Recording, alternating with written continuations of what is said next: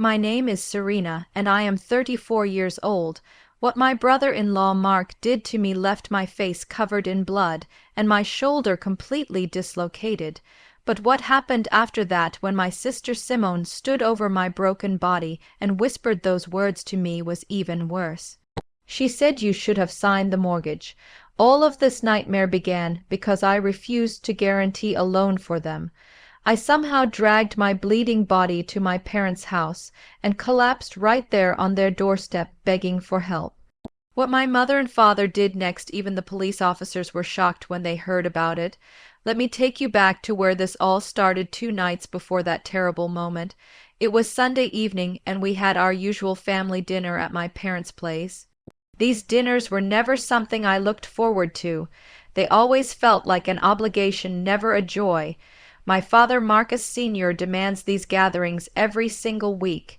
He claims it is about keeping the family legacy strong, but really it is just his way of controlling all of us.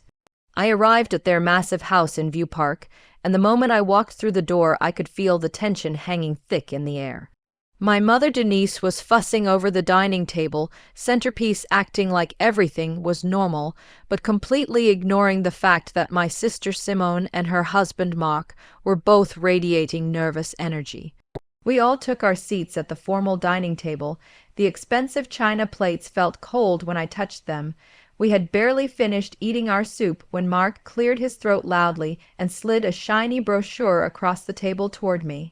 He announced in this booming voice, full of fake confidence, that this was the opportunity the family had been waiting for.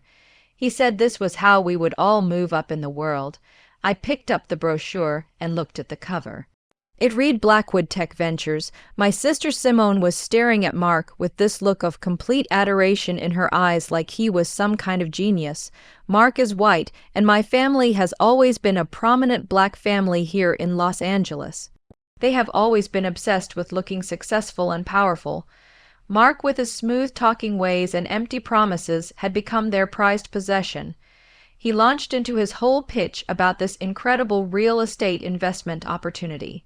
He said it was a bridge loan for $250,000. Mark leaned toward me with this smile that never reached his eyes and told me the bank was 99% ready to approve it. He said they just needed a little more security to get the deal across the finish line. They needed someone with a really solid credit profile to be the guarantor.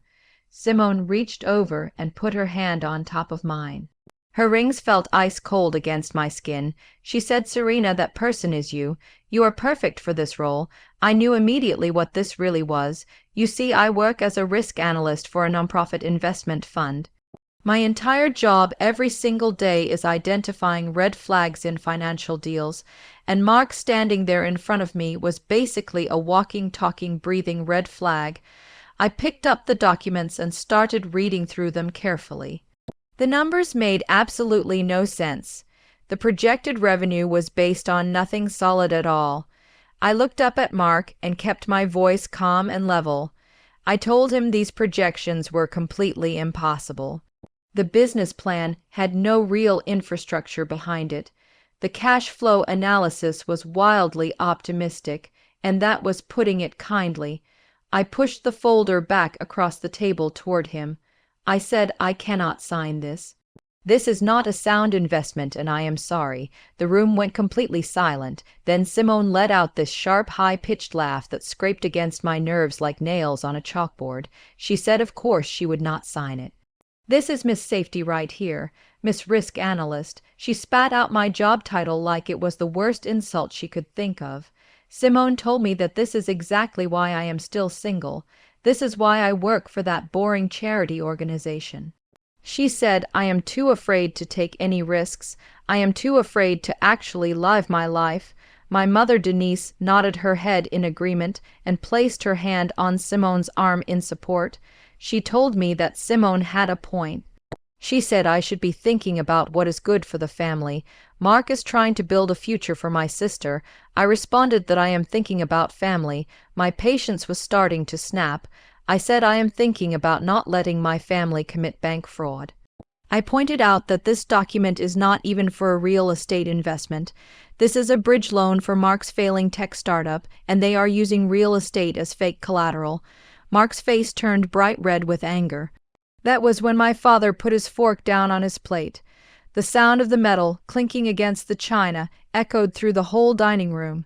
He said my name in this low, dangerous voice, Serena. His tone made it clear this was not a request. He told me he was not asking me to sign. He was telling me to sign it. He said the reputation of this family is built on unity. I would not be allowed to embarrass them.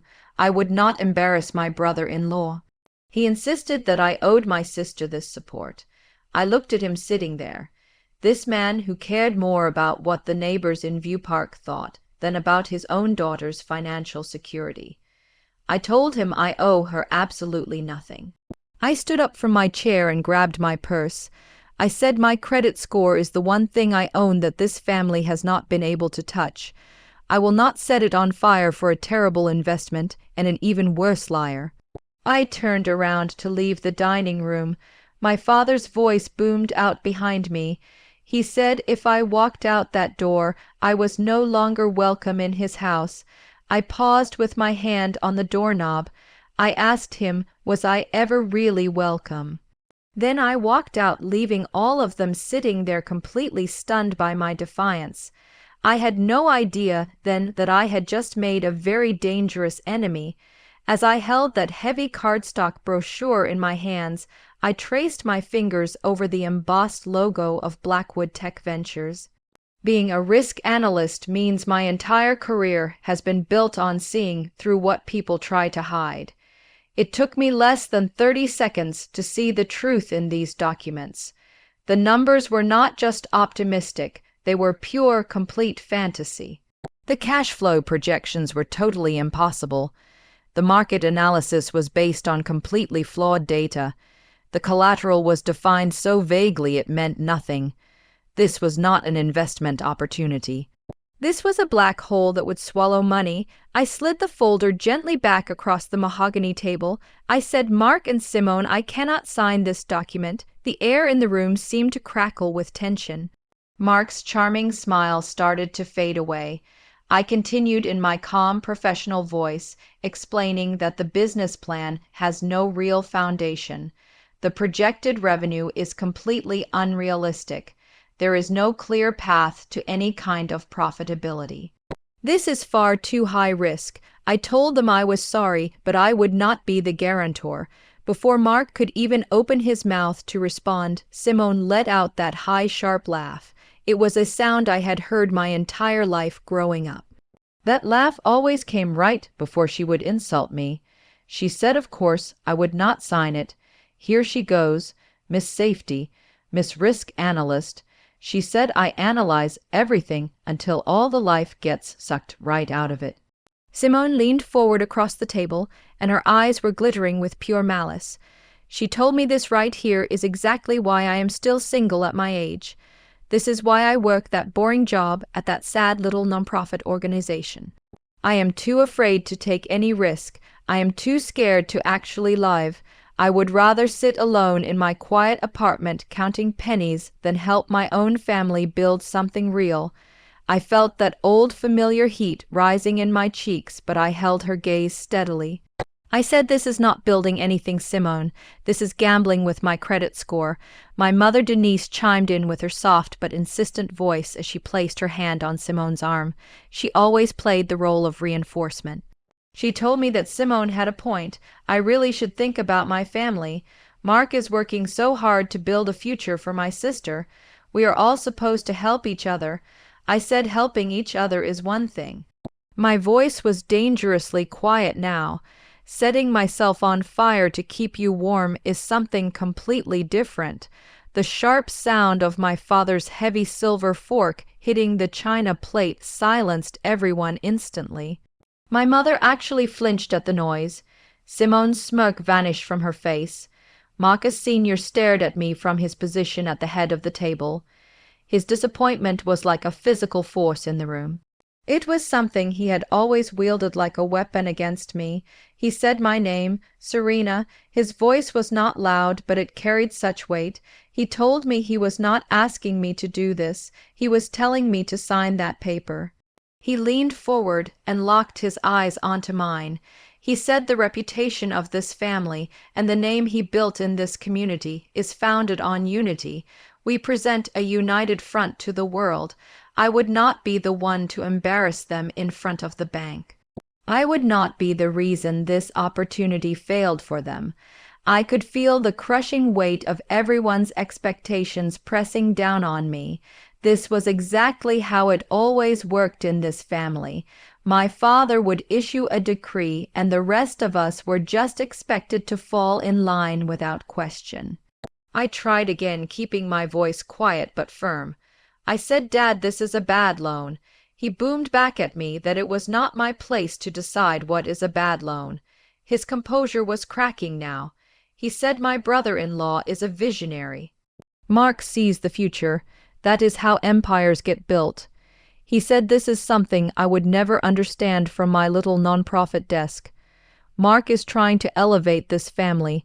My hesitation is not caution. It is pure selfishness. My mother Denise rushed to his defense. Her voice was trembling as she told me my father was right. She said Mark has a vision and I should be supporting my sister's husband. I looked around at all of their faces. My father was rigid with pride and anger. My mother was desperate for unity at absolutely any cost. My sister looked entitled and smug, already mentally counting the money she thought she would get, and Mark, the so-called visionary, could not even look me in the eye. I slowly placed my napkin on the table and stood up from my chair. The sudden movement made my mother gasp out loud. I said no. My voice was completely calm. All the fear and all those years of intimidation just evaporated in that moment. I said my credit score is the one thing in my life that this family does not control. It is the one thing I built for myself by myself. I will not sacrifice it for a fantasy. I will not sacrifice it for him. And I will not sacrifice it for your reputation in this neighborhood. I picked up my purse from the floor. I told them not to ask me again. I turned and walked out of the dining room. I could hear the scrape of my chair on the floor, my footsteps echoing on the hardwood, and then the heavy, stunned silence I left behind me. As I reached the front door, I heard my father's voice roaring from the dining room. He was yelling about how I dared to defy him in his own house. 2 whole days passed after that dinner, 2 days of suffocating silence from every member of my family. I knew deep down that the storm was not over yet, but I tried my best to push it aside and focus on other things. I buried myself completely in my work at the investment fund, finding comfort in the solid, predictable logic of numbers and data. I left the office very late on Tuesday evening. I was exhausted but grateful for the distraction my work provided. I walked into my penthouse apartment, and the downtown Los Angeles skyline was glittering outside my floor-to-ceiling windows. This was my home, my sanctuary, the one place where I felt truly safe and in control. I had just slipped off my heels and was starting to relax when the intercom suddenly buzzed. It was not just a single buzz. It was a long, insistent press that echoed through my entire apartment. I ignored it at first, assuming it was just a delivery driver. Then it buzzed again and again. I walked over to the intercom panel feeling annoyed. I pressed the button and asked who it was. Simone's voice came through the speaker. It was tiny and sharp. She told me to open the door. She said it was them. My blood ran cold hearing her voice. I pressed the talk button and told her I had nothing more to say to her. I said, "Simone, go home."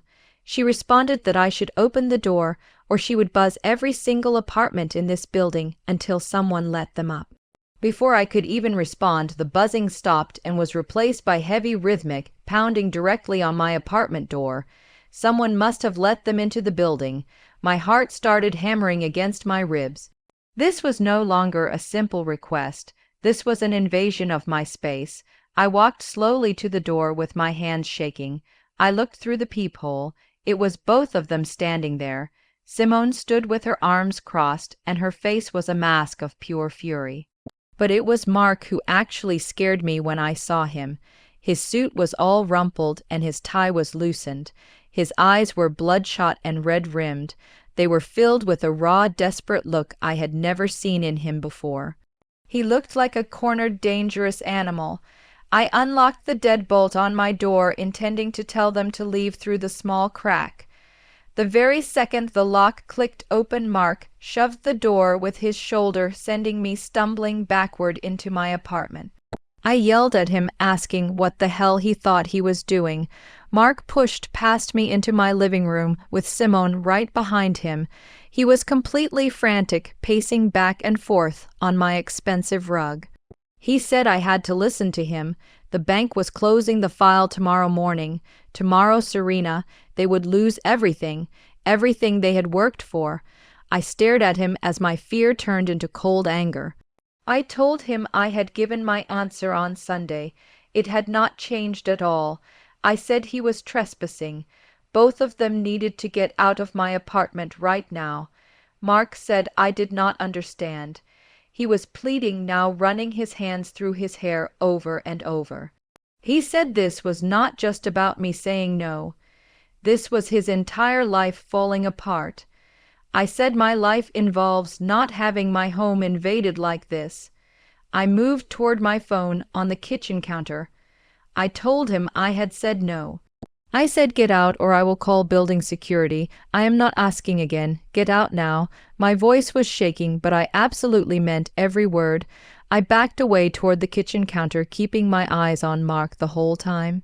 My cell phone was sitting there charging. Simone just stood by the door with her arms crossed, watching me with this look of pure contempt on her face. It was like I was the one causing all the problems here. Mark was still pacing around, muttering to himself. He kept saying, "She does not get it. She is going to ruin us. She is going to ruin everything we planned." I said, "I am calling security right now." My fingers closed around my phone. This whole situation was completely insane. They had forced their way into my home. They were trapping me here. I unlocked the screen and my thumb hovered over the 911 emergency shortcut. This was not a family dispute anymore. This was a home invasion. I pressed the call button. Mark's head snapped up instantly. His bloodshot eyes zeroed in on the phone in my hand. His entire face changed in that moment. The desperate, pleading look completely vanished. It was replaced by a terrifying primal rage. He roared at me, asking who I was calling. It was not even a question. It was an accusation. He lunged toward me. Everything happened so fast I could not even react in time. He crossed my entire living room in just 2 huge strides. He snatched the phone right out of my hand. His fingers crushed mine before he ripped it away and threw it across the room. It shattered against the wall. I screamed out the word no. It was a raw, terrified sound. He yelled back, calling me a selfish name. His face was just inches from mine now. Spit was flying from his mouth. He asked if I thought I could just ruin him like this. Then his hand came up fast. The sound of the slap echoed through my entire penthouse. It was sharp and ugly. This was not just a hit. It was a blow struck with his full weight behind it. The force of it snapped my head violently to the side. It sent me crashing down onto the polished hardwood floor. My cheek was instantly on fire. My ear was ringing so loudly I could barely hear anything else. I could barely make out Simone's sharp intake of breath. I lay there on the floor for a second, completely stunned. I could taste the metallic tang of blood in my mouth where my teeth had cut into my lip. In that moment, everything became crystal clear to me. This was not a negotiation anymore. This was not a family argument. This was not even a desperate plea for money. This was a threat. This was violence. Mark had crossed a line that could never be uncrossed.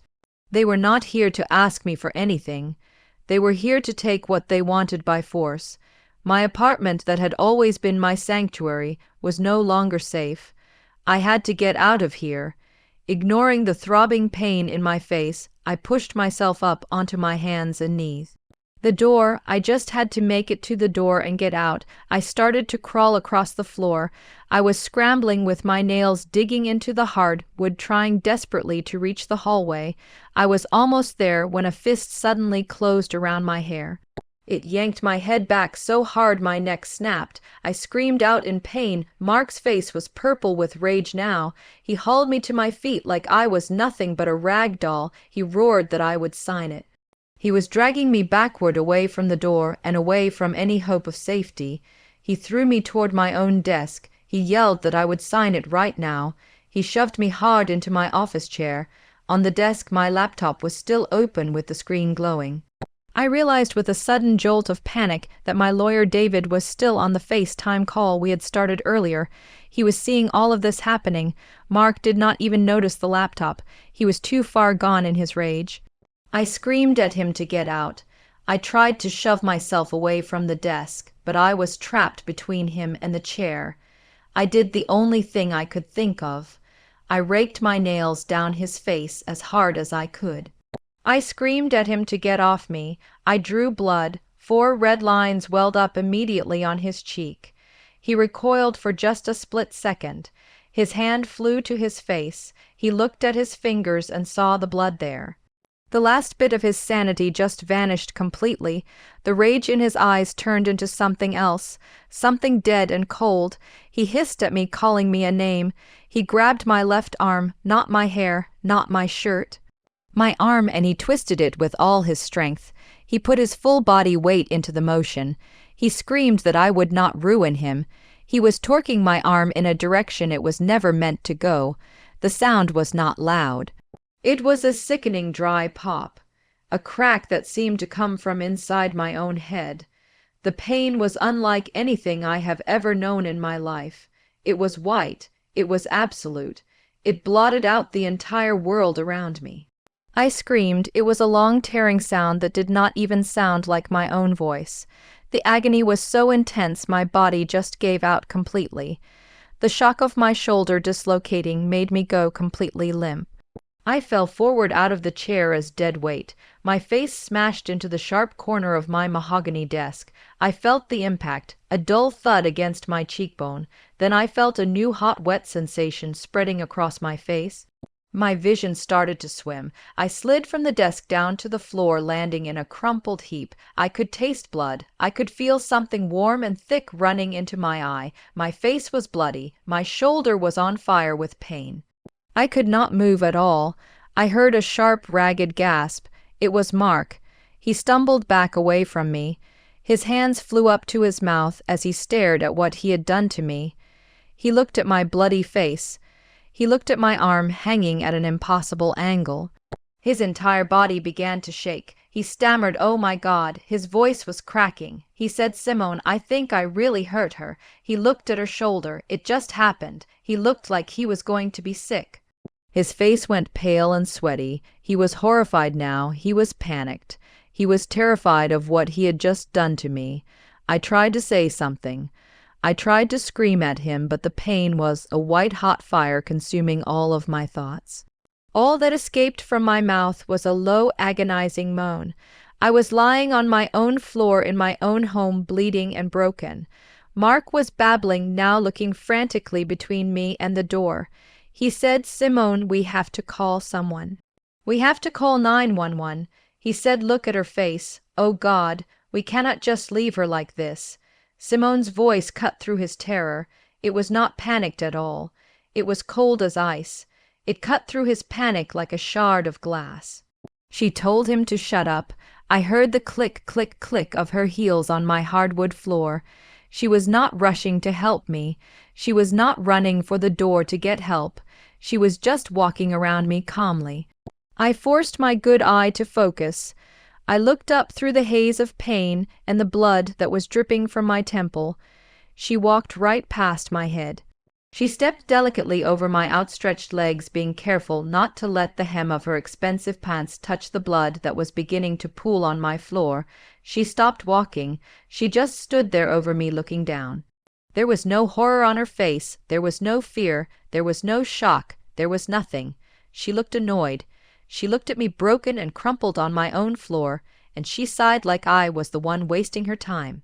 She calmly adjusted the strap of her designer handbag on her shoulder. She told me in a completely flat voice, devoid of any emotion, that she had told me I should have signed the mortgage, that was it. That was all she said, not "Are you okay?" not "What have we done?"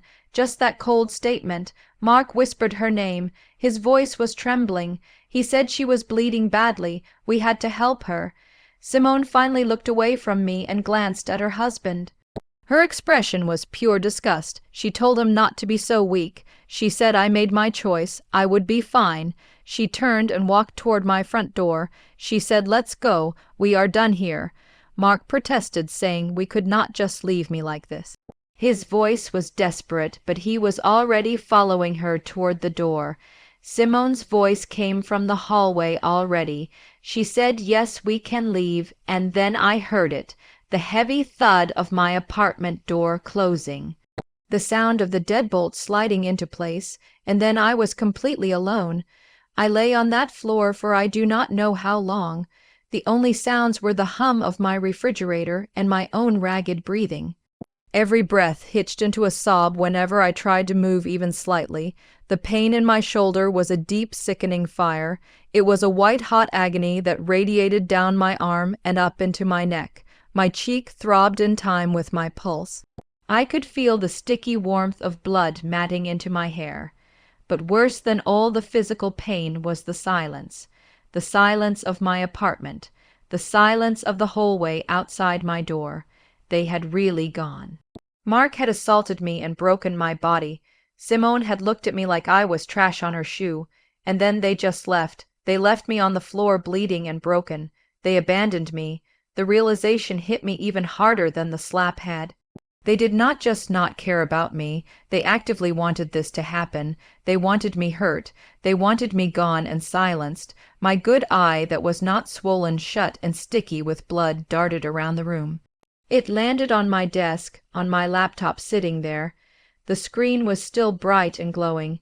In the top bezel, I could see a tiny green light still glowing steadily. The webcam, my lawyer David, he was still on the call. He had seen everything. He saw Mark hit me. He saw Mark twist my arm until it broke. He saw Simone stand over me and walk away without helping. A sudden sharp jolt of adrenaline cut through all the pain. I was not alone. I had a witness to what happened. I was not crazy. This was not my fault. I had proof. I had to get out of this apartment. I could not stay here any longer. What if they came back? What if they came back to finish what they started? I needed safety. I had to get to safety somewhere. I gritted my teeth hard against the searing pain in my shoulder. I used my good arm, my right arm, to drag my body slowly across the floor. Every single movement sent waves of nausea rolling through me. I crawled. I dragged my useless left side along with my arm flopping agonizingly beside me. I crawled out of my office, across my living room, to my front door. It took me 5 full minutes to get the deadbolt unlocked with just one shaking hand. I pulled the door open and crawled out into the hallway on my hands and knees. The elevator. I had to get to the elevator and get out of this building. I somehow got to my feet, leaning heavily against the wall. I stabbed the down button. The elevator ride down to the parking garage was a complete blur. I was sobbing and shaking. I left a smear of blood on the polished elevator wall. I stumbled out into the parking garage. My car, I fumbled in my purse for my keys with my one good hand. How could I possibly drive like this? I had to try. I had no choice. I got into my car. The simple act of sitting down and pulling the seatbelt across my chest almost made me black out from the pain shooting through my shoulder.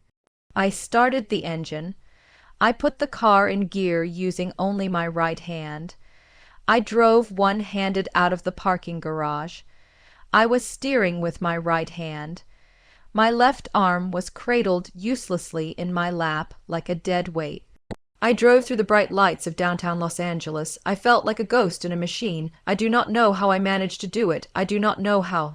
I did not crash into anything. I just knew I had to get somewhere safe. And in that moment, in that primal state of shock and overwhelming pain, there was only one place my mind would go, the one place I had been programmed my entire life to believe was safe, my parents' house.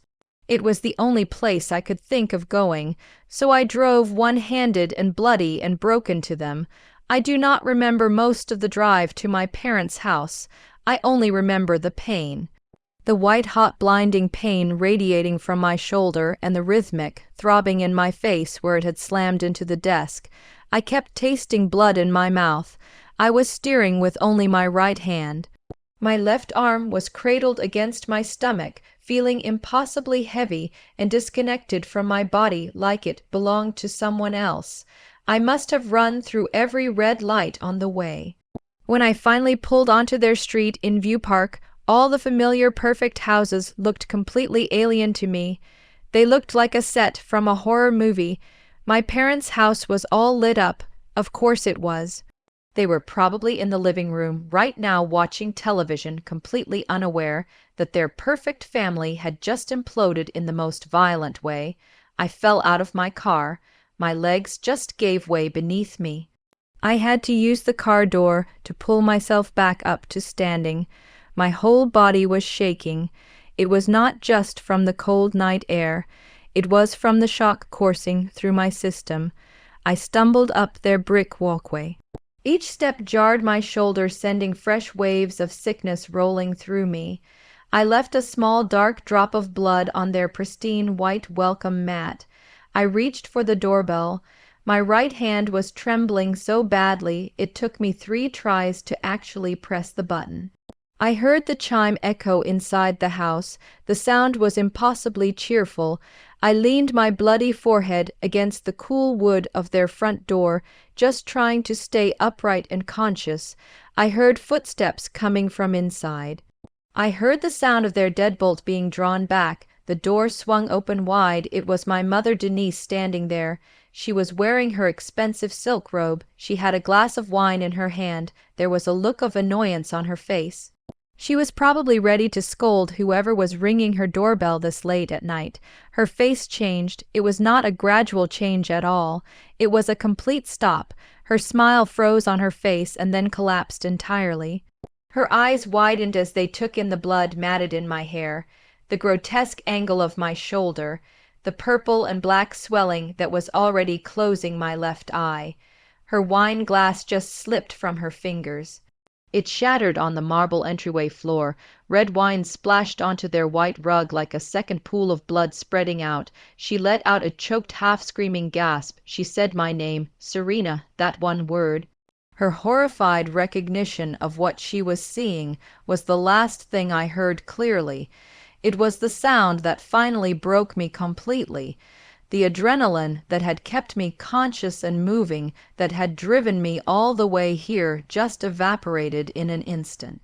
My legs buckled underneath me, the world tilted sideways. I saw her horrified face one last time as I pitched forward.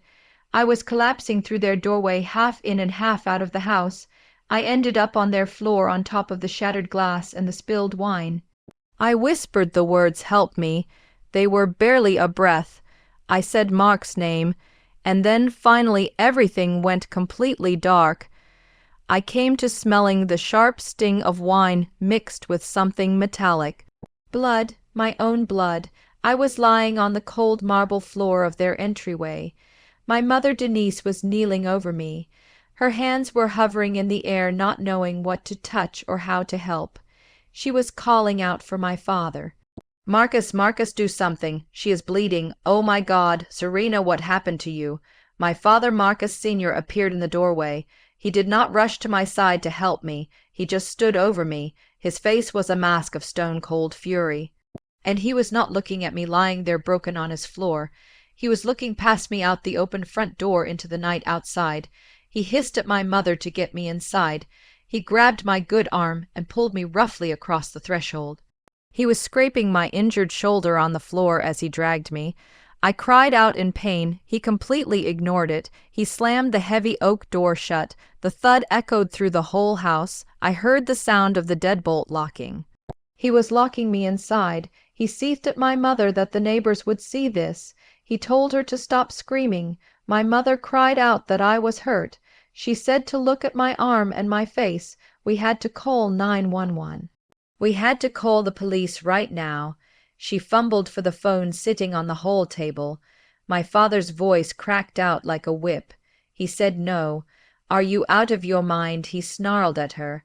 He grabbed her wrist hard, stopping her from reaching the phone.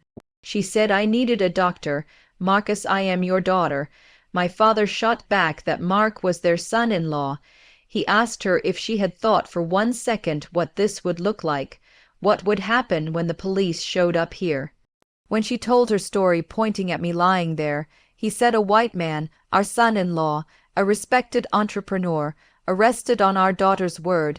He asked if she had any idea what that would do to them, to their name in this community. It would destroy this family. It would destroy Mark's future. It would destroy everything he had spent his whole life building. My mother just stared at him. Her panic was giving way to a dawning, horrified understanding. He was not worried about me at all. He was worried about the scandal this would cause. He was worried about what the neighbors in View Park and all the other prominent families would whisper about them. He was protecting Mark. My mother whispered, asking what they should do then. She looked at me on the floor like I was a problem that needed to be solved. My father took a deep breath. His composure was returning now. He was in damage control mode. He said first they needed to find out what really happened. He pulled out his phone. He told my mother he was calling Simone. I was still on the floor, lying in a sticky pool of spilled wine and shattered glass. I watched my father pace the entryway with his phone pressed to his ear. He had moved away from me and my mother. He turned his back as if to block us out of his conversation. He said Simone's name into the phone. His voice was hard. He told her to stop crying and tell him exactly what happened. He went silent for a long time, just listening. I could hear the faint, hysterical squawking of my sister's voice on the other end of the line. My father's face was completely unreadable. He just listened with his jaw tight. He told her to slow down. He asked her what Mark did. He said, "Are you sure?" He listened again to whatever lies she was telling him. I tried to push myself up using my good arm, but a wave of nausea and pain slammed me back down to the floor. I whimpered out that he was lying, but my father did not even look at me. He said into the phone that he understood.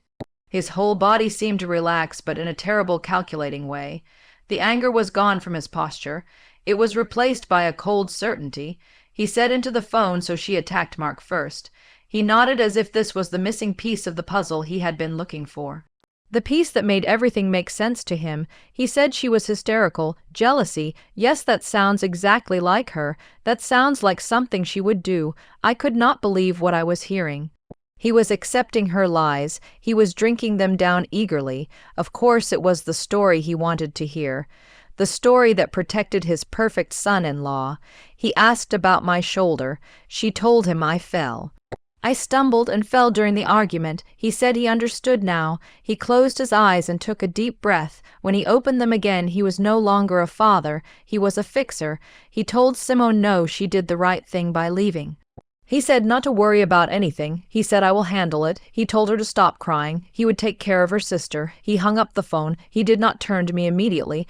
He just stood there for a second with his back to me. He was the picture of absolute authority and control. When he finally turned around, his face was cold and hard. All the fury was gone. It was replaced by a chilling, detached resolve. He looked down at me. Not as his daughter, but as a problem, as collateral damage. He turned slowly. His face was now a mask of cold disappointment. He looked down at me, still crumpled on his floor. His expression held no sympathy at all. It was the same look he used to give me when I had failed a test or disappointed him at a piano recital when I was young. He told me to get up. His voice was flat. He said stop acting. The words were so absurd and so disconnected from the reality of my pain that I could not process them. I whispered what? I said Daddy hurt me, my shoulder. I think it is broken. You have to believe me. He scoffed at me, asking if I expected him to believe my story. He said he just spoke to my sister. He knew exactly what happened. He began to pace the entryway calmly, stepping around the broken glass on the floor. His hands were clasped behind his back, as if he were dictating a business memo. He said Simone told him everything. I went to their apartment. I was hysterical. I was screaming about the loan. I was jealous of them. I gasped out the word jealous. The pain in my shoulder was flaring up. I said he assaulted me. My father's voice rose, cutting me off and silencing me. He said I made a scene. I was out of control. Mark was just trying to stop me. He was trying to protect his wife, my sister. He tried to calm me down and I fell. It was an accident. I fell. I stared at him. My mind was unable to bridge the gap between his words and the violence I had just experienced. He was erasing it. He was erasing what Mark did to me. He was erasing me. My mother Denise finally moved from where she had been standing frozen. She came over and stood beside my father. She was not looking at me. She was looking at him. She wrung her hands together. She whispered, asking how I could do this. Her voice was full of practiced disappointment. Why would I go over there and do that? She said I knew how sensitive Simone was. I knew she had been under so much pressure with this new investment. They were a team now. They had their story all worked out. My bloody face and my dislocated shoulder did not matter to them at all. None of it mattered. I was the problem. I had always been the problem in this family. I sobbed out that he attacked me. The words were tearing from my throat. My mother said shush to me. She finally knelt down, but not to comfort me. She started picking up the larger pieces of her broken wine glass from the floor. She told me I was hysterical. I fell. I needed to calm down before I said something I would regret. We had to think about the family. We had to think about Mark and Simone. My father looked at my mother and then back down at me on the floor. The decision had been made. His face was a cold mask of pure pragmatism. He told my mother to get the car. We would take me to the emergency room at Cedars-Sinai. A small, pathetic spark of hope flickered inside my chest. They were going to help me after all. My mother scrambled to her feet. She was visibly relieved. She said, "Oh, thank God, Marcus." She would get her keys right away, but my father added something. His voice was so cold it froze me to my core. He said there was a condition. He knelt down. Not in concern, but in command. He was so close I could smell the faint scent of his expensive cologne. He was looking directly into my good eye. He said we were going to the hospital, and we were going to tell them one story. Just one. I fell down the stairs here at their house. I stared at him. My mind was reeling. I said what? No, Dad. He assaulted me. My father repeated that I fell down the stairs. He spaced each word out as if I were stupid. He asked if we were clear. He said he would not have me destroy my sister's future, destroy this family's name, all because of some hysterical jealous fit I was having. I cried out that it was not a fit. The movement sent a jolt of agony through my shoulder. I said he broke me. My father hissed that he did not care what I said happened. His face was inches from mine now. He said he cared about what he said happened. I fell down their stairs. That was the story. If I deviated from that story by even one word, he would walk out of that hospital. He would leave me there alone, and he would stand by Simone's story that I was mentally unstable and that I had attacked them. It was checkmate. I was bleeding and in agony, and my own father was blackmailing me. My mother hurried back into the room. She was dangling her car keys. She said she was ready to go, Marcus. My father said good. He told her she would drive. He would sit in the back with me. He said they needed to make sure I understood the story we would tell. I looked from his cold, resolved face to my mother's nervous, compliant one. And in that moment I finally understood the real truth. It was not just about the money. It was not just about protecting Simone, the golden child. It was about Mark. My father would rather believe a completely absurd lie, a story that my injuries would obviously contradict, than accept the simple, ugly truth. His perfect, charming white son-in-law was a violent, impulsive abuser. He would sacrifice his own daughter bloody and broken on his entryway floor to protect the image of the man he wished was his son. My father demanded to know if I understood him. I looked at the floor, at the shattered glass and spilled wine. I had absolutely no choice in this moment. I gave a single defeated nod of my head. The emergency room at Cedars Sinai. I was a blur of bright fluorescent lights and constant beeping sounds. They had put me in a curtained-off bay area. The pain in my shoulder was a constant blinding white fire burning through my entire body. A doctor came in. His name tag read Dr. Allen. He examined me with professional care, but his eyes were sharp and observant. He gently prodded my swollen cheekbone. His touch sent jolts of pain shooting up my face. He asked me if this happened from falling down the stairs at my parents' house. His voice was carefully neutral. I flinched as he moved to examine my shoulder. I said yes. I tripped at the top. My father, Marcus Sr., was standing at the foot of my gurney, watching the doctor like a hawk. He said that was correct. She had always been a bit clumsy. She tripped at the top of the landing and just tumbled all the way down the stairs. A terrible accident. Dr. Allen looked from my father back to me. He lifted my good arm gently.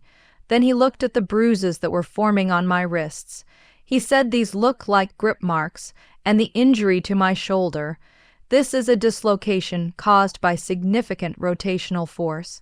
It is not consistent with a simple tumble downstairs. I whispered that I must have grabbed the railing as I fell. I said I did not remember it all clearly. My mother stepped forward quickly.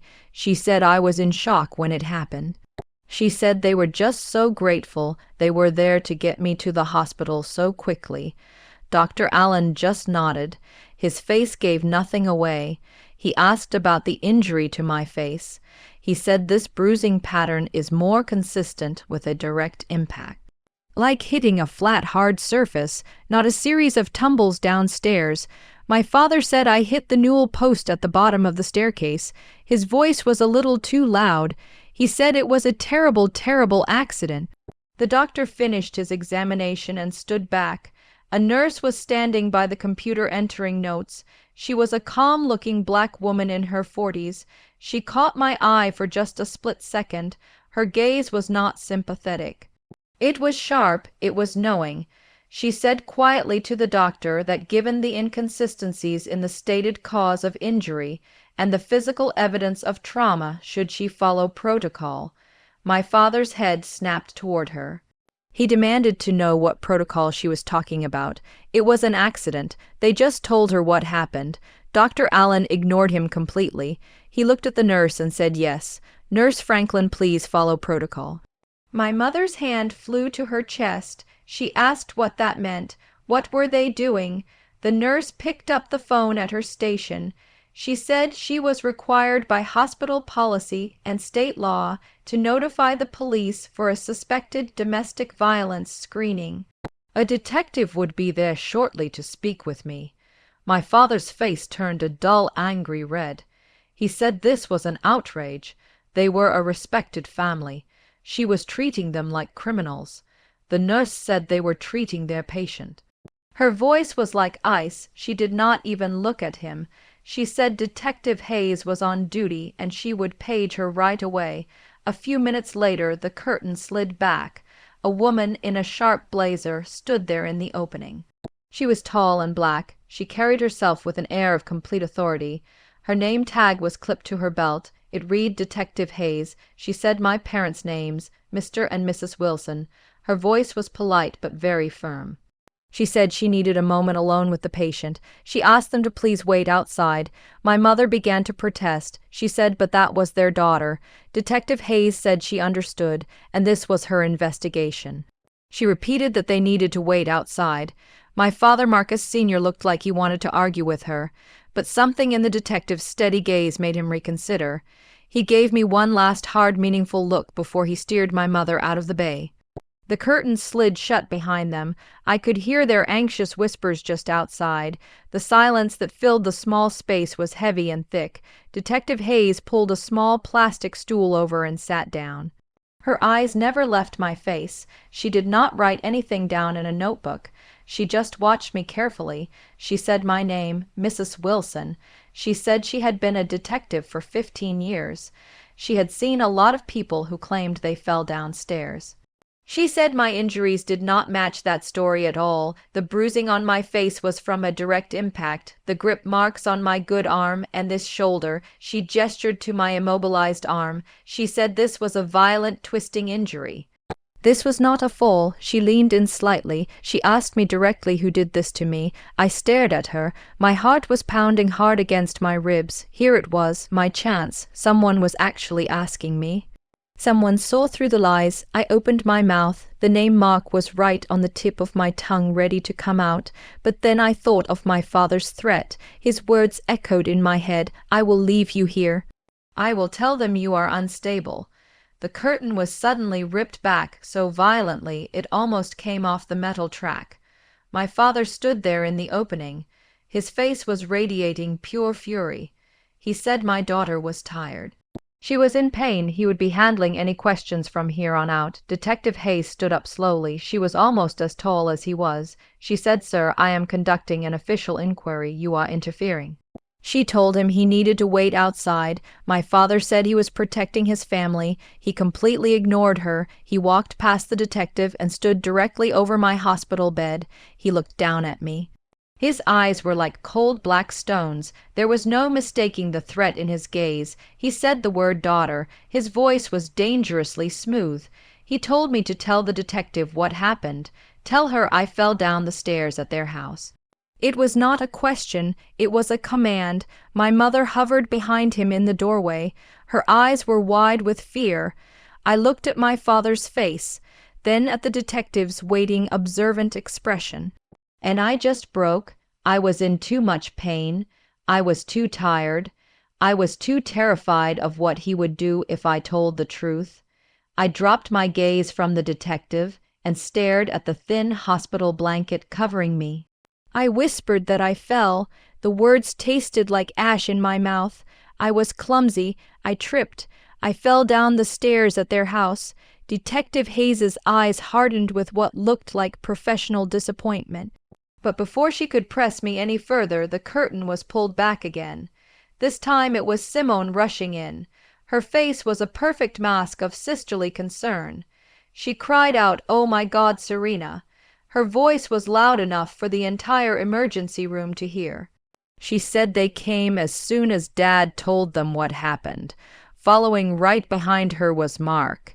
He was holding a ridiculously large bouquet of flowers in one hand and a small teddy bear in the other. He looked the part of the concerned brother-in-law perfectly. His skin looked pale with worry. His expensive-looking blazer was slightly rumpled as if he had rushed here in a panic. He looked sophisticated and completely harmless. He locked eyes with Detective Hayes, and his expression changed to one of profound relief. He said, "Detective, thank God she was here." He said he did not know what to do about this situation. My father, Marcus Sr., seized the opportunity immediately. He said, "Detective, this was his son-in-law, Mark. The man Serena was having these delusions about." Mark stepped forward into the bay. He ran a shaky hand through his hair. He said, "Detective, he was so glad she was here." This whole situation had gotten completely out of hand. He looked at me lying on the gurney, and his face was a perfect performance of pity and fear. He said, "Serena, she was a bit obsessed with him with them." I whispered what, but my voice was completely lost in his performance. Mark continued in his low, earnest voice. He was playing directly to the detective now. He said she had been struggling ever since Simone and him got serious and started their relationship. She showed up at their apartment earlier today. She was completely hysterical. She was screaming at them. She was accusing Simone of all sorts of terrible things. They did not know what to do with her. Simone chimed in. Tears were already welling in her eyes. She said I was not invited to their apartment. I just showed up pounding on their door. Mark said he was just trying to restrain me. His voice was full of regret. He said he was just trying to get me to calm down so they could talk. He said I just went wild on him. I was kicking and screaming at him. I tripped over their coffee table and fell hard. I hit my head. He said this was all his fault. He should have just let me break things instead of trying to stop me. It was brilliant, a perfect prepackaged narrative. It explained all my injuries. It painted me as unstable and jealous and violent.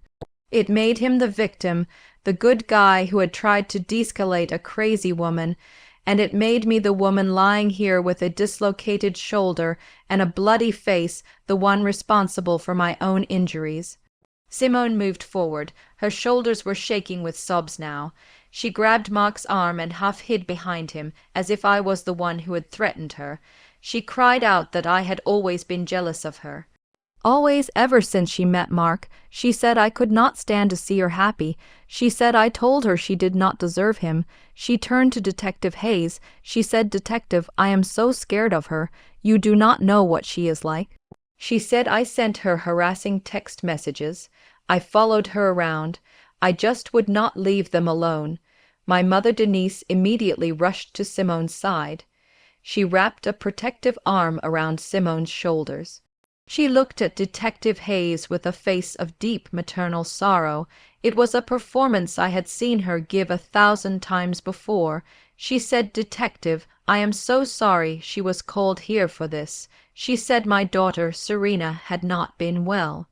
Not for a long time. Her mental state was very fragile. She said I fabricated stories. I imagined these rivalries and these persecutions. She said they had been trying so hard to get me help, but I refused to see a doctor.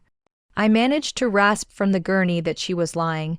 The pain in my shoulder was making black spots dance across my vision. I said I was not lying. My father Marcus Sr. cut me off.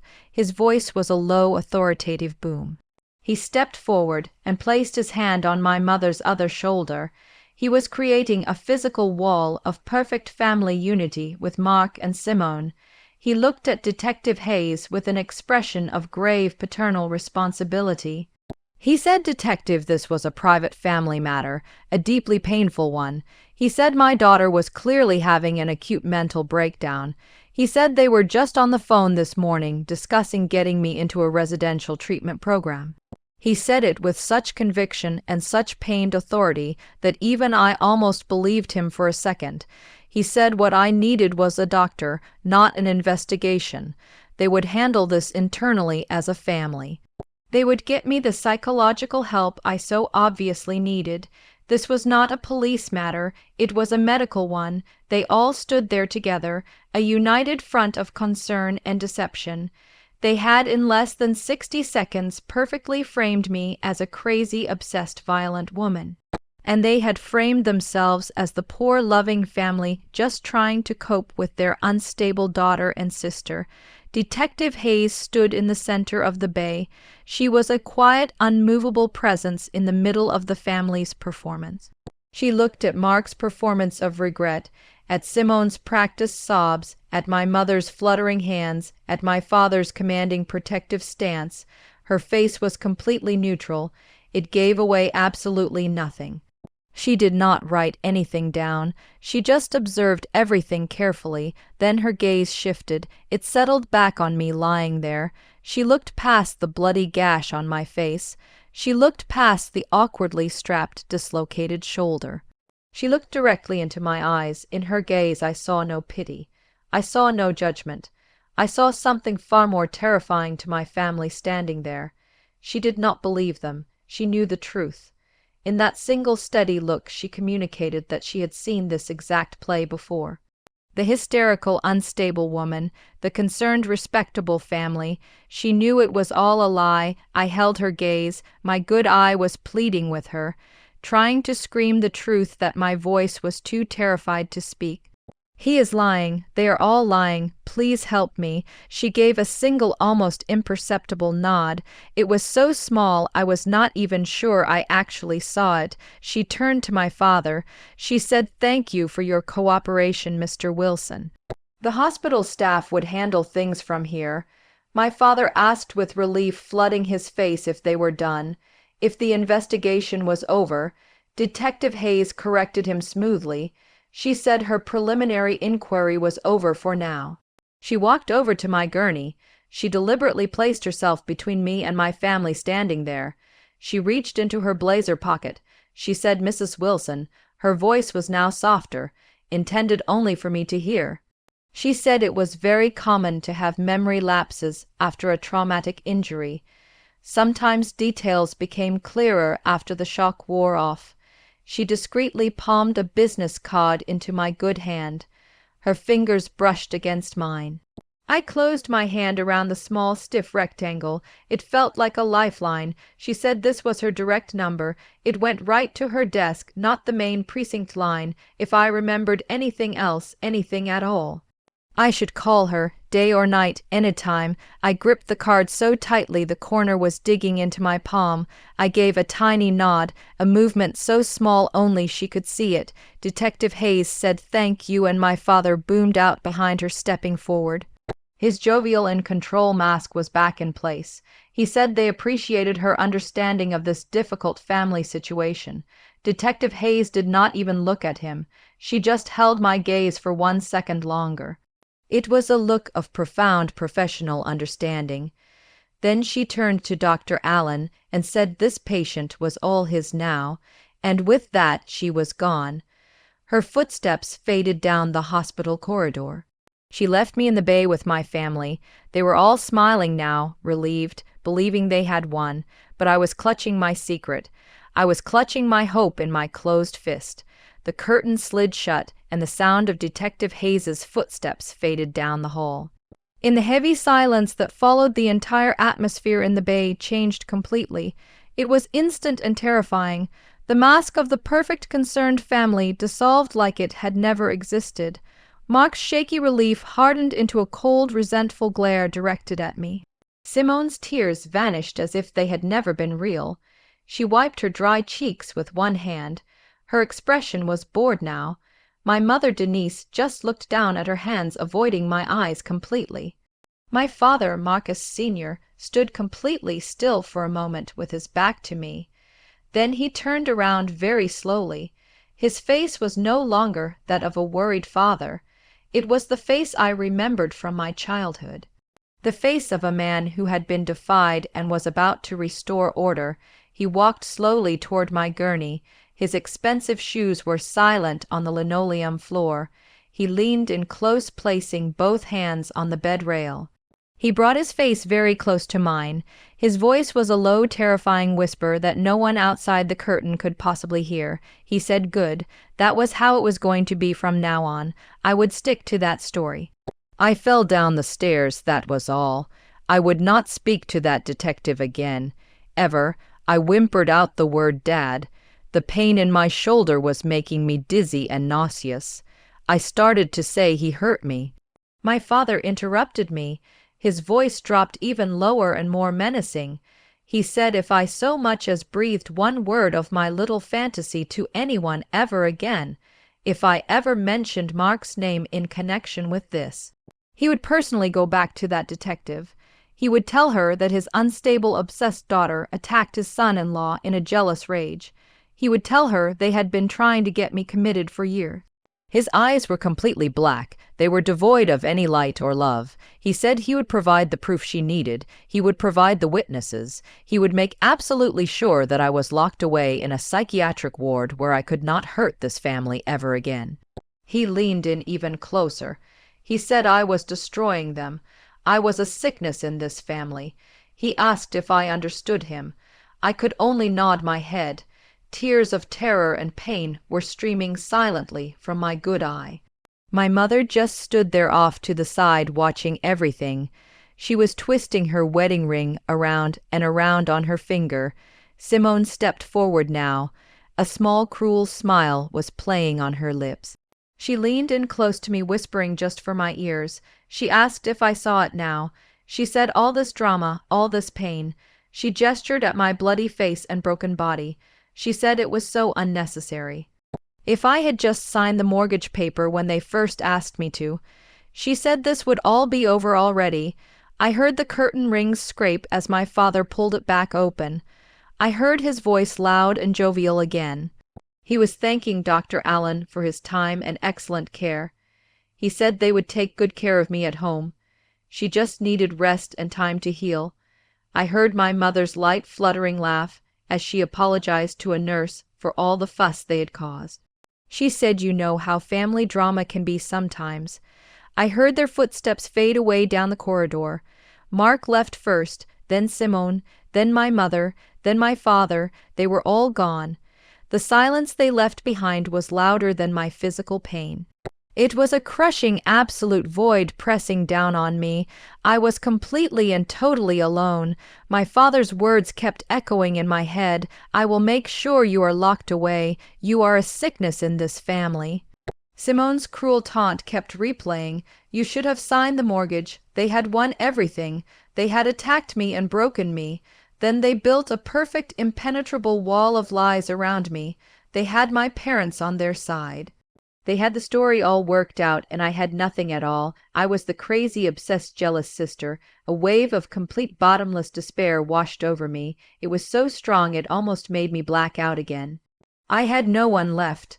No one believed me. No one would help me. Then I felt something. A sharp corner digging into the palm of my right hand.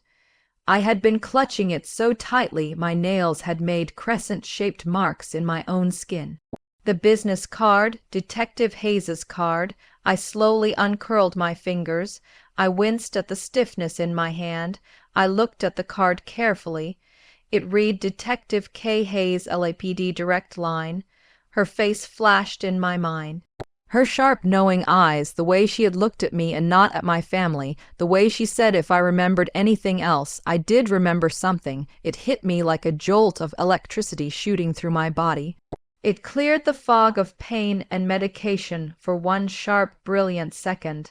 The laptop, the green light, my lawyer David. He was on FaceTime with me. He was watching when it all happened. He must have seen it. He must have seen Mark lunge at me across my apartment. He must have heard the slap echoing. He must have heard my scream. He must have seen me fall and hit the desk. He must have seen everything. Hope. It was a terrifying, fragile thing, but it was definitely there inside me. I was not alone. I had a witness to what happened. My heart was hammering against my ribs. I had to get to David. I had to get that laptop with the recording. What if they went back to my apartment? What if they realized the laptop was their recording? I fumbled for my phone. Mark had thrown it against the wall, but it was cracked but still functional. With my one good hand, my fingers shaking and clumsy, I pulled it onto the gurney. I hid it under the thin hospital blanket. I punched in my passcode. I went to my contacts. I found David's name. I pressed the call button. I held the phone to my ear. My eyes kept darting toward the curtain. I was terrified my family would return and catch me. The phone rang twice. David answered. I whispered his name. "David, it is Serena. I am at Cedars-Sinai Hospital. I am okay. No, actually, I am not okay. But listen, I do not have much time to talk." He said my name. "Serena, what the hell happened?" The call just cut off and then I interrupted him. I said he attacked me, David. He broke my arm. He broke my face. But listen to me carefully. I need you to go to my apartment right now. Immediately. Do not wait. He said he was on his way. He asked what I needed. I said get the laptop on my desk. The webcam was on during our call. It was recording everything. You saw it happen. He said, "Oh my God." I said, "Please, David, just get that laptop right now. Secure it." And David, I paused. The fear was closing my throat. I said, "Do not tell anyone you have heard from me. Do not tell my family. Just get the laptop and keep it safe." I did not wait to be officially discharged from the hospital. The second my family left the emergency room, Babe, believing their lies, had settled everything. I ripped the Roman IV needle from my good arm. The pain was absolutely nothing compared to my shoulder. A nurse tried to stop me. She was telling me I needed to be admitted for observation. She said I was in no condition to leave. I ignored her completely. My one good hand was signing the against medical advice release form. I could not stay there another second. That hospital felt like my father's territory. I was a target there. I took a cab. The 20-minute ride to my lawyer's office felt like an eternity of agony. Every single bump in the road sent white-hot fire shooting through my dislocated shoulder. I held my broken arm pressed against my chest, just trying to breathe through the pain. David's secretary, bless her heart, did not scream when she saw me walk in. Her eyes went very wide with horror at my appearance, but she just said quietly that he was waiting for me. She rushed me into the main conference room. David was standing by the window. My laptop was sitting in the middle of the massive polished table. He turned when I walked in, and he actually recoiled at the sight of me. He said, "Serena, my God, what did he do to you?" I whispered, asking if he saw it. "Please tell me you saw what happened." David said he saw Mark hit me. The FaceTime call dropped when Mark threw my phone. He said he called 911 immediately. He told them there was an assault in progress at my address. I said the words hollow and empty. They never came to help me. David's face went pale. He said, "But the laptop, the screen recording software they used for contract reviews." He checked the logs. It kept running even after the FaceTime call dropped. It kept recording the screen and the audio of everything. He dimmed the lights in the conference room. He turned the large monitor on the wall toward me. He asked if I was sure I wanted to see this. I said I needed to know. I needed to know I was not crazy. He pressed the play button. There it was, my own desk from the webcam view. I watched myself being dragged backward by my hair. I watched myself claw at Mark's face desperately. I saw his eyes go completely dead and cold. I saw him grab my arm with both hands. I saw him twist it viciously. I shut my eyes tight at the sound, that horrible dry popping sound that I had felt in my bones. It was followed by my own ungodly scream. I watched myself collapse like a rag doll. I watched my face hit the desk hard. I watched my body slump to the floor in a heap. The laptop's high-definition webcam had captured everything in perfect clarity. The blood starting to pool on my floor. Mark staggering back, looking horrified at what he had done. And then I saw Simone. I watched her walk calmly past me. I watched her step over my legs. I watched her look down at me. Her face was a mask of cold annoyance. The laptop's microphone was very sensitive. It caught her every word, clear as a bell. Her voice echoed in the silent, expensive conference room. "I told you. You should have signed the mortgage." The laptop screen went black. David hit the space bar. The conference room was plunged into a heavy, suffocating silence. He did not look at me. He just stared at the blank monitor. His jaw was clenching and unclenching. He slowly took off his glasses. He pinched the bridge of his nose as if he was fighting off a terrible migraine. He finally said well. His voice was low and tight with a professional rage I had never heard from him before. He said that was horrific, but it was also undeniable evidence.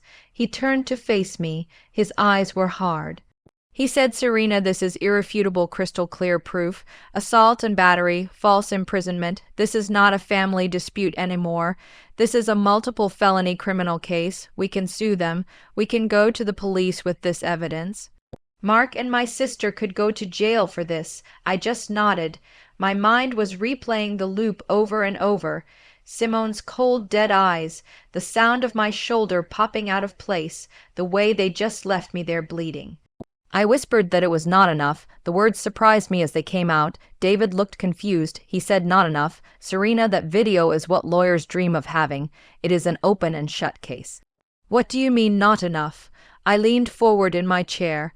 The simple movement sent a nauseating bolt of fire through my dislocated shoulder. I gritted my teeth hard. I said, "I mean it is not enough for me personally. I do not just want them punished for the assault. I need to know why this happened. I need to know why they were so desperate that they were willing to do that to me. David said they wanted the loan." That was obvious. I said no. He did not understand. My job. What I do every single day is analyze financial risk. And I know Mark. He is a failure. He is a charismatic, entitled failure who has never turned a profit on anything in his life. His tech venture is a complete house of cards. I knew that from the start. I looked at David, forcing him to see the real puzzle here. I said my father, Marcus Sr., is not a fool. He is the most financially cautious, risk-averse man I have ever known in my life. He is a snob. He is obsessed with reputation and appearances. He would never back a flimsy, fraudulent loan application for my brother-in-law. He would be the first person to call it garbage and walk away. So why, I leaned in closer, my voice dropped lower, why would my father, a man who worships his own reputation, risk everything to support a clear scam? Why would he lie to the police for Mark? What is really going on here? I said the assault was just the plan falling apart, the real crime, the reason they were all so desperate. It is in those loan documents. I looked directly at David. The assault is the what. I need to find the why. I asked him if he still had the loan documents Mark left at my apartment, the ones they wanted me to sign as guarantor. David was still reeling from the video. He nodded slowly. He said yes, they were in his office. They were part of the evidence file now. I said, get them. I want you to investigate that so-called real estate opportunity thoroughly. They wanted $250,000 for a bridge loan. They said the bank was already on board. They just needed my signature as a guarantor. I asked why was my signature the final piece of this puzzle. David offered that my credit was perfect and theirs was likely trash. I said no, that is too simple an explanation. My father would not risk his precious reputation on a loan that hinged only on me. He would have to believe the underlying asset was actually solid. He would have to be desperate about something. I said I wanted to know what that asset really was, find out what property they listed as collateral on the application. David's expression shifted completely. He was no longer looking at a victim. He was looking at a client. He was looking at an analyst at work. He said I was right. The why is what really matters here. If my father was involved in this, there had to be a reason. His name was not on any of these documents. Just Mark's name and Simone's. I said exactly. He is smart. He has insulated himself legally, but he is desperate, and desperate people always make mistakes. I said find the collateral, David. Find out what 124 Maple Street really is. David nodded, his professional demeanor locked into place. He punched a number into his phone. He spoke into his headset. He said, Julia, I need you to run a title search on a property immediately. 124 Maple Street. Yes, in View Park. I need to know its current owner, its estimated value, and its lien history, and I need it right now. He put the call on mute and looked at me. He said his paralegal was the best in the city. She would have an answer for us in 20 minutes. He then made another call. He said, yes, get me Detective Hayes at the Wilshire Division. Tell her David Chen is calling with new evidence regarding the Serena Wilson case. He was working fast and efficiently. With every call he made, I felt a piece of my power slowly returning to me. The pain was still there. It was a white-hot agony in my shoulder, but my mind was finally clear. My father had set this whole thing in motion. He had underestimated me completely. He assumed I was just the emotional, hysterical daughter. He forgot what I actually do for a living. I analyze risk. I find the rot hidden in deals. And I was about to find all of it. I was sitting in an anonymous hotel room in Koreatown. The medical sling David had bought for me at a pharmacy was digging into my neck. The dull, fiery ache in my shoulder was a constant reminder of everything that had happened. I was swallowing pain pills with lukewarm tap water when my phone vibrated on the nightstand, and it was a new burner phone I had bought. The screen lit up, unknown number. I knew exactly who it was. My father was too arrogant to believe I would actually block his number. I let it ring twice. I took a deep breath. Then I answered, putting it on speaker. He said my name, Serena. His voice was not a greeting. It was a summons, a bark of command. He told me to stop this childish nonsense. He demanded to know where I was. I said I was busy. My voice was hoarse, but it was steady. He scoffed. I heard the sound of pure disbelief. He said I was busy. He said I was unemployed and hiding in a hotel, and I claimed to be busy. He said I needed to get over to his lawyer's office immediately. I asked why I would do that. He said because this entire mess needed to be cleaned up. My mother and Simone were on their way there. Mark and his attorney were already there. They had a simple statement prepared for the police, an accident report. I would sign it and they would put an end to this as a family. I looked at the cheap water-stained art on the hotel wall, an accident report. They had already written my lie for me. They were all gathered there now, the lawyers, the accusers, the collaborators, and they were summoning me, the victim, to come and sign their confession. My father said he was waiting. He told me not to make this harder than it needed to be. Get in a cab and get over there now. I picked up the phone. The cheap plastic felt cool against my bruised cheek. I said I would be there. I could almost hear the satisfied sigh on the other end of the line. The sound of a bully who had gotten his way again. He said good. His tone was softening with victory. He started to say, "Do not be late," but I cut him off. I said, "But I am not coming alone." The silence on the line was electric. It was the first time in my entire 34 years I had ever interrupted his command. He said sharply, "What did I just say?" I repeated that I was not coming alone. I said he told me this was a legal matter. He said lawyers were involved, so I would be bringing my own counsel. I savored the word. My lawyer, David Chen, would be accompanying me. I said we would see him in 30 minutes. There was another beat of stunned silence. I had thrown a variable into his equation that he had not anticipated at all. The hysterical broken daughter was not supposed to have a lawyer. He finally bit out the word fine. It was clipped and angry. He said do whatever I wanted, just be there. He hung up abruptly. I ended the call on my end. I looked at myself in the hotel mirror. My face was a mess of purple and yellow bruising. My arm was completely useless in the sling. But I smiled. It was the first real smile I had felt in days. I called David. I said it was time. They were all gathered, and they had absolutely no idea what was coming for them. David and I met Detective Hayes in the lobby of my father's lawyer's building. It was all glass and steel, cold and impersonal. She was technically off duty, but she wore her blazer and carried a look that said she was all business. She glanced at the heavy medical-grade sling holding my arm. Then she looked at the deep, ugly purple and yellow bruising that had settled across my cheek and around my eye. She said I looked better than I did at the hospital. It was not a compliment. It was a statement of fact. I said, "Detective, thank you for meeting us here." My lawyer, David, began speaking. He said before they went upstairs, his client had new evidence regarding the assault she was investigating at the hospital. Hayes's eyes narrowed, but she did not speak. She just waited and listened. I took a shaky breath. I said, "Detective, when you asked me what happened, I lied to you. My father forced me to lie. He threatened me with commitment to a psychiatric facility." Hayes said she knew that already. Her voice was flat. She said I was terrified. She asked what changed now. I said I have proof now. David handed her his tablet computer. He said his FaceTime call with me was disconnected during the assault. But her laptop's screen recording software, which they used for contract reviews, kept running. It captured everything, both audio and video. David pressed the play button. We did not show her the entire thing. Just the key moments. We stood there watching in silence, Mark's face twisting in rage, the sound of the slap that echoed through the room, him dragging me by my hair, and then the sickening, audible pop of my shoulder dislocating.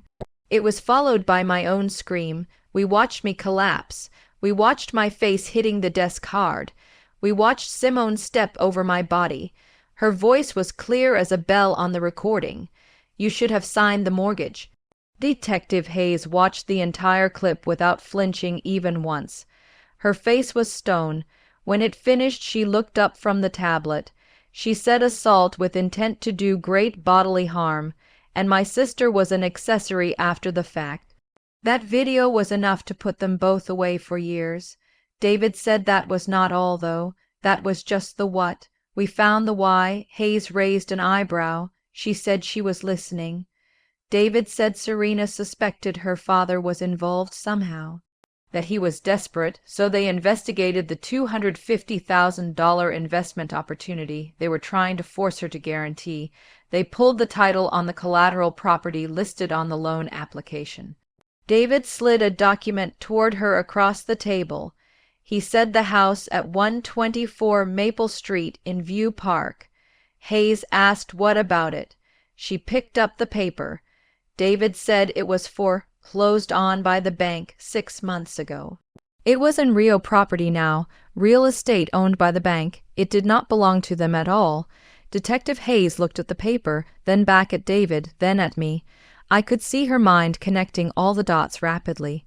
She said slowly they were not trying to get a loan for an investment.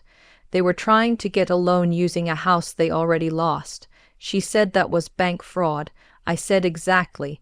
My family was trying to commit a felony. Detective Hayes looked at me carefully, then at David, then back at the foreclosure document in her hand. Her face was grim and serious. She said so this entire charade, the pressure on me, the assault. It was all based on a fraudulent loan application. David shook his head. He said it was worse than that, detective.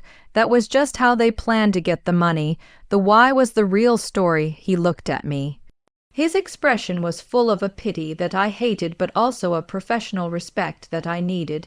He said, Serena, when I said my paralegal ran a title search, she did not just stop at 124 Maple Street.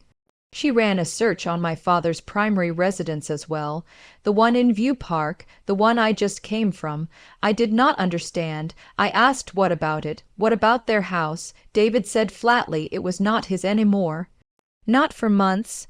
I asked what he was talking about. That was the family home. I grew up there. David said my father Marcus Sr. took out a second mortgage on that property 8 months ago. A high-risk variable rate loan. He said it looked like my father did not just invest in one of Mark's failed ventures. He invested in all of them. He went all in. He was probably trying to prop Mark up to maintain the family image and status. He took a deep breath. The investment failed completely. My father defaulted on the loan 2 months ago. He said, Serena, the bank foreclosed on my parents' house. They had been secretly bankrupt this entire time. The air left my lungs completely. My father Marcus Sr., the man obsessed with reputation, with his name, with his standing in the community. He was broke. He was foreclosed on. I whispered that they had been hiding it. All those parties, the Sunday dinners, they were pretending the whole time. They were lying to everyone, to the entire community, to me. David said that was the final piece of the puzzle. His voice was laced with disgust. He said they did not need that $250,000 for a new investment. They needed it to buy back their own house. The property was scheduled for a private pre-market auction the next morning. They needed that money guaranteed by my perfect credit to repurchase their home before anyone in their precious community found out they were broke failures. I said slowly, they did not just use me. They were willing to sacrifice me. They were willing to let me be assaulted, to have my arm broken, to gaslight me, to threaten to lock me away in a mental institution, all to save face, all to avoid the embarrassment of being seen as failures. My pain and my safety were just the cost of admission to keeping their secret. The elevator ride up to my father's law firm was completely silent. David carried his briefcase. I just focused on breathing steadily. The pain was a dull, throbbing beast, but my resolve was a shield protecting me. The receptionist was a woman who had known me since I was a child. She gasped when she saw my face. She said, Miss Serena, what on earth happened to you? I said I fell down the stairs. The lie felt completely foreign in my mouth now. David guided me into the main conference room. There they were, the whole family gathered. My father Marcus Sr. sat at the head of the long polished table. My mother sat beside him looking pale and nervous. Simone and Mark were on the other side. Next to them sat a man in an expensive suit. I did not recognize him, their lawyer. They all looked up as David and I entered the room. Simone's eyes widened slightly when she saw David with me, but my father's face just hardened. He said, Serena, you are late. His tone was like I was a tardy employee. He said, and you brought counsel. How unnecessary. I said I felt it was appropriate given the circumstances. My voice echoed slightly in the large room. David and I sat down directly opposite them at the table. The air was thick with unspoken accusations. The family's lawyer, Mr. Jennings, slid a single typed page across the table toward me. He said, "Mrs. Wilson." His voice was smooth and condescending. He said this was a simple statement for the police clarifying the unfortunate accident. It just stated that I fell at my parents' home and that no other parties were involved. If I would just sign here at the bottom. I looked at the paper. It was my father's story typed up neatly and waiting for my signature. The final piece of their cover-up. My father commanded me to sign it. He said, for the family, let's put this entire unfortunate episode behind us. Mark was staring down at the table. His knuckles were white. Simone was examining her nails, looking bored. I looked at the paper carefully. I looked at my father, at my mother, at my sister, and finally at Mark. I pushed the paper back across the table unsigned. I said no. My father's eyes narrowed dangerously. He asked what did I say. I repeated the word no, but before I signed anything I turned to David. I said I would like to show everyone a short film I had been working on. David, without a word, pulled my laptop from his briefcase. He placed it in the center of the table. He opened it and plugged in a small discrete cable to the large monitor mounted on the conference room wall. Mark snapped, asking what this was. His voice was suddenly sharp. I said, "Just a home movie. I think you will all find it very insightful." My father looked annoyed. He said, "Serena, we did not have time for my theatrics." David said, "Oh, I think you will want to make time for this." He pressed the play button. The large monitor on the wall flickered to life. It was not a home movie. It was the view from my laptop's webcam. It was the view of my own office in my apartment. My father's lawyer, Mr. Jennings, started to say, "What is the meaning of this?" but the words died in his throat. On the screen, they all watched it unfold. They watched Mark lunge at me. They heard my scream. They saw him snatch my phone and hurl it against the wall.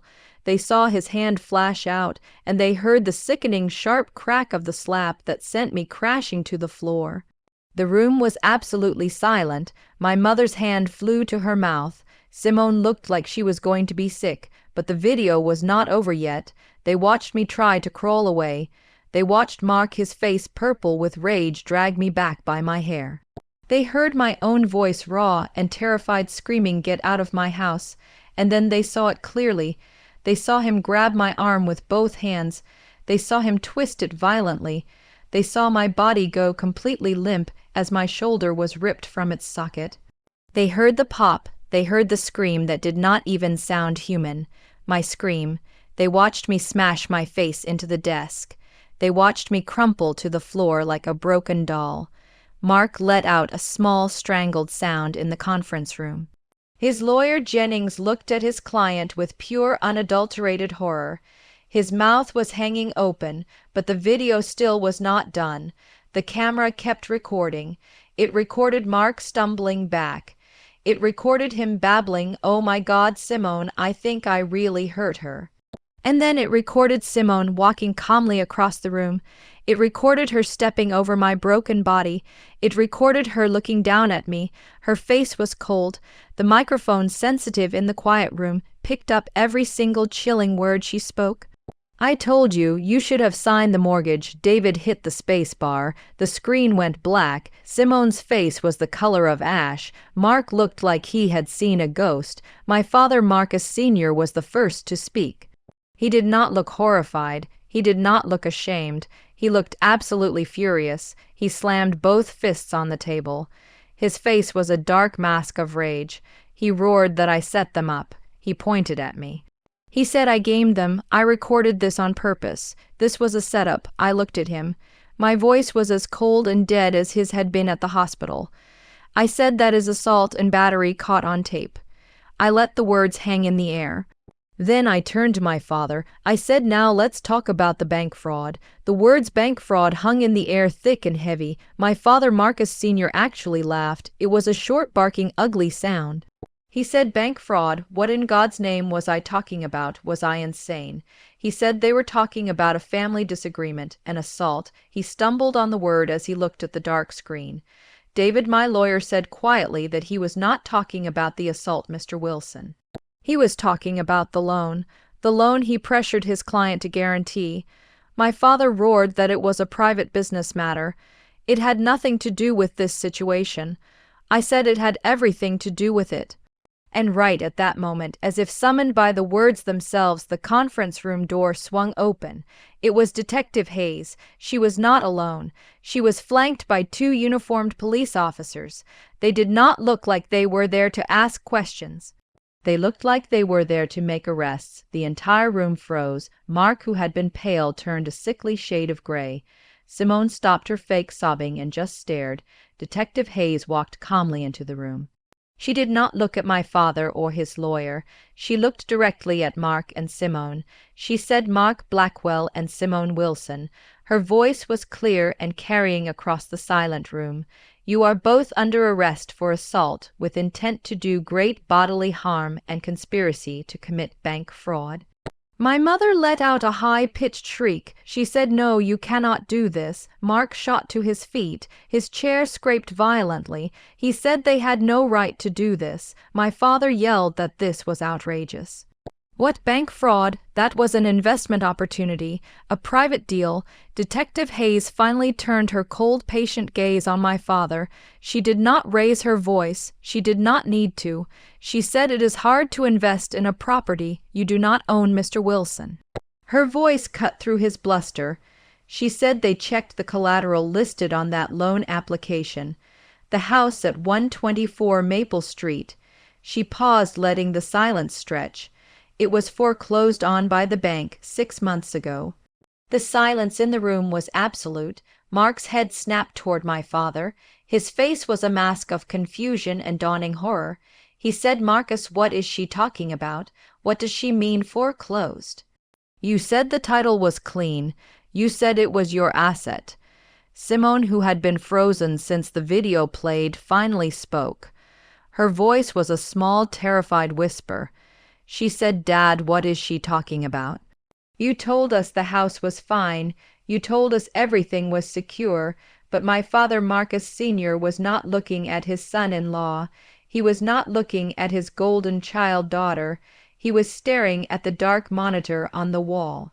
His eyes were seeing nothing. His face, which had been a mask of rigid control and fury just moments before, had crumpled.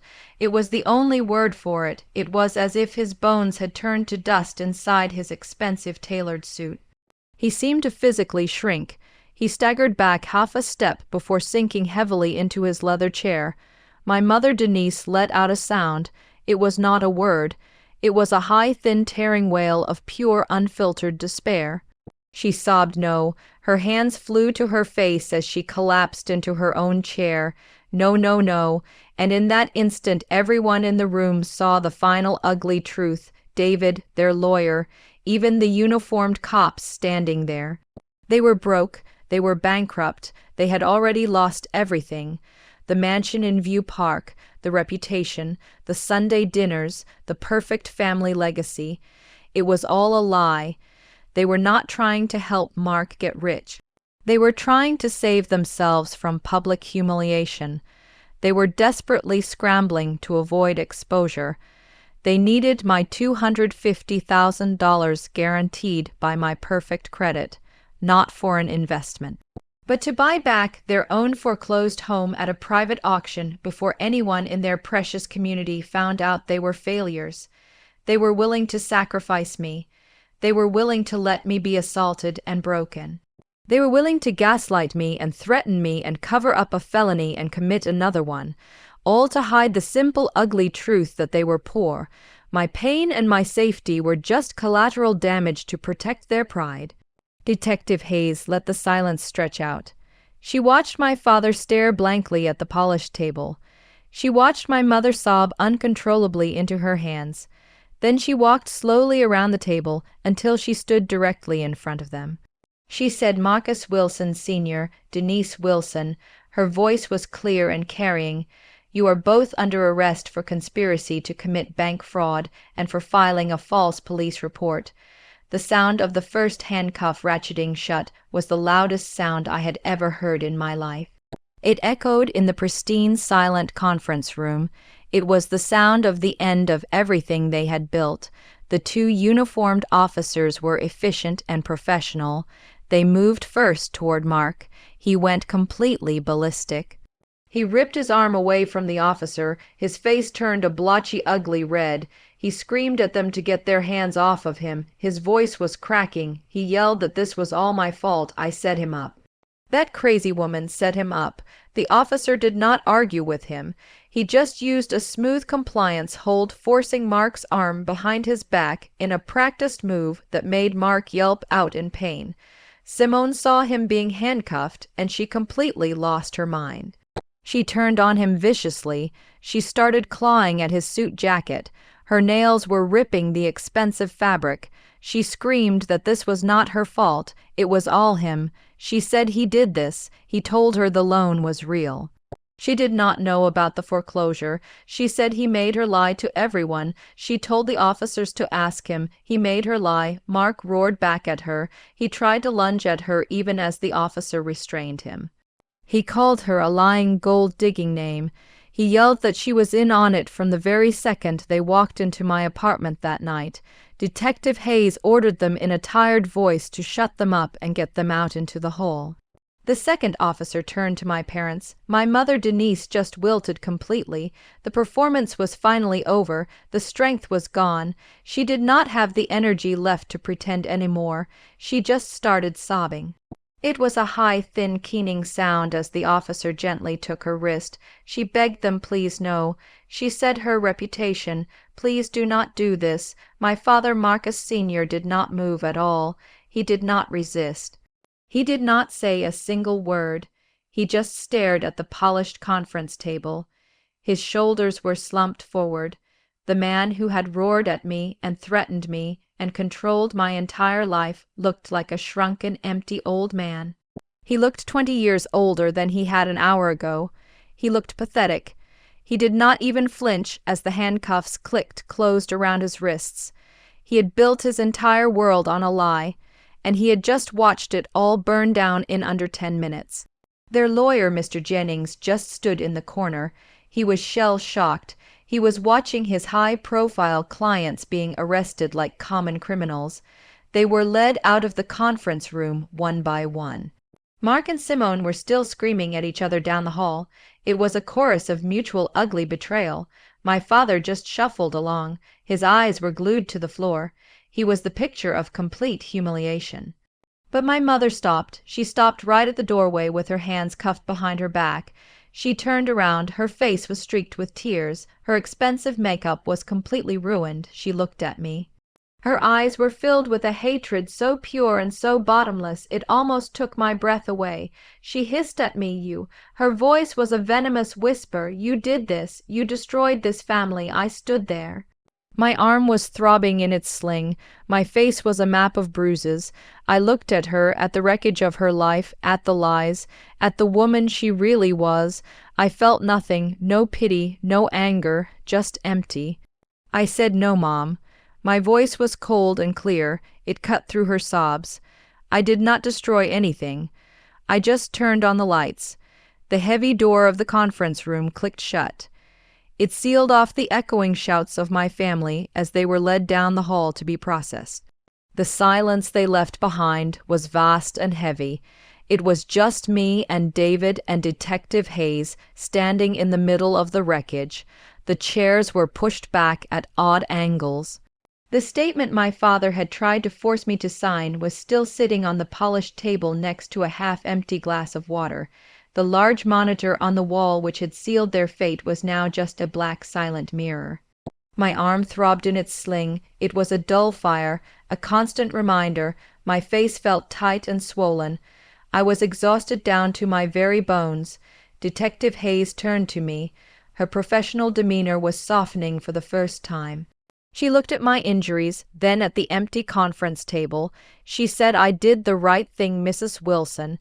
Her voice was quiet. She said that took a kind of courage most people do not have. I stood up to my entire family to see justice done. David nodded. He closed his briefcase with a sharp snap. He said she was right, Serena. I was brave and I was smart. I just nodded. I was too tired to speak. The word brave did not feel right to me. I just felt done. The fight I had been in my entire life, the fight to be seen, to be believed, it was finally over. I did not feel victorious. I just felt at peace. It was a strange, hollow, and incredibly light feeling. I asked what happens now. My voice was hoarse. Hayes said now the district attorney's office would handle the prosecution. She said I should just focus on healing, get that shoulder looked at properly, and stay safe. David and I rode the elevator down in complete silence. We stepped out of the cold glass and steel building into the bright, overwhelming glare of the Los Angeles sun. The light hit my face and it felt warm. It felt real. I stood on the sidewalk for a moment just breathing. The noise of the city was all around me, the traffic, the people walking by, it all seemed so normal. My entire world had just detonated, but the city just kept moving. I had lost my father, I had lost my mother, I had lost my sister, I had lost the entire concept of family that I had clung to even as it was poisoning me from the inside. I realized standing there on that busy sidewalk that I had not lost my family today. I had lost them years ago. Today I had just finally saved myself. I pulled out the new phone I had bought, the one they did not know about. I stood there in the sunlight. My good hand was shaking slightly. I opened my contacts. I did not have many numbers saved, but I knew theirs by heart. I typed in Marcus Sr. The contact appeared on the screen. I looked at the name for a long second, then I pressed delete contact. I typed in Denise, delete contact. I typed in Simone. I paused on her name the longest, my sister. I hit delete. A car honked nearby. I did not even flinch. A single hot tear rolled down my bruised cheek. But it was not a tear of sadness. It was a tear of release. A chapter of my life had just ended. A 34-year-old book of pain and lies, and trying to be good enough had just slammed shut. David asked gently if he could call me a car to take me somewhere. I wiped the tear away with my good hand. I took a deep breath of the city air. I said no. I think I will walk for a while. 2 months passed, 2 months of physical therapy for my shoulder, 2 months of watching the bruises on my face slowly fade from purple to yellow to nothing. 2 months of sleeping in hotels and temporary apartments because I could not go back to my penthouse. Not yet. 2 months of depositions and meetings with prosecutors. 2 months of rebuilding. The trial came faster than I expected. The district attorney told me they wanted to move quickly because the evidence was so overwhelming. The video, the foreclosure documents, the false police report, it was all there. I sat in the courtroom every single day. I watched my family. My father sat stiff and silent at the defense table. He never once looked at me. My mother cried, constantly dabbing at her eyes with tissues. Simone looked angry. Mark looked defeated. Their lawyers tried everything. They claimed I had entrapped them. They claimed the video was inadmissible. They claimed it was all a misunderstanding. None of it worked. The jury deliberated for less than 4 hours. Guilty on all counts. Assault with intent to do great bodily harm, conspiracy to commit bank fraud, filing a false police report, accessory after the fact. The judge was a stern older woman. She looked at Mark and Simone and my parents with no sympathy at all. She said in her courtroom she had seen many things, but she had rarely seen a family betray one of their own so completely. She said they had not only committed serious crimes, they had weaponized family bonds. They had used love and loyalty as tools of manipulation and abuse. Mark received 8 years. Simone received 5 years as an accessory. My father received 6 years for the fraud and the conspiracy. My mother received 3 years. I sat in that courtroom and felt nothing as the sentences were read. No satisfaction, no anger, just a quiet sense of completion. It was over. After the sentencing, I walked out of the courthouse. David was waiting for me on the steps. He asked how I felt. I said I felt free. I meant it. I went back to work at the nonprofit investment fund. My colleagues had been supportive. They gave me space when I needed it. My shoulder healed slowly. The physical therapist said I had done permanent damage. I would never have full range of motion again, but I could live with that. It was a reminder, a scar, but scars are just proof that you survived. I sold my penthouse, too many bad memories. I bought a smaller place in Silver Lake. It had big windows and a garden. It felt like a fresh start. I started going to therapy, a real therapist, not for my family. For me to process what had happened, to learn how to trust again, to understand that what they did to me was not my fault. 6 months after the trial, I was sitting in my new living room. The evening light was streaming through the windows. My phone rang, unknown number. I almost did not answer it, but something made me pick up. It was Detective Hayes. She said she hoped I did not mind her calling. She just wanted to check in, see how I was doing. I told her I was okay. I was actually okay.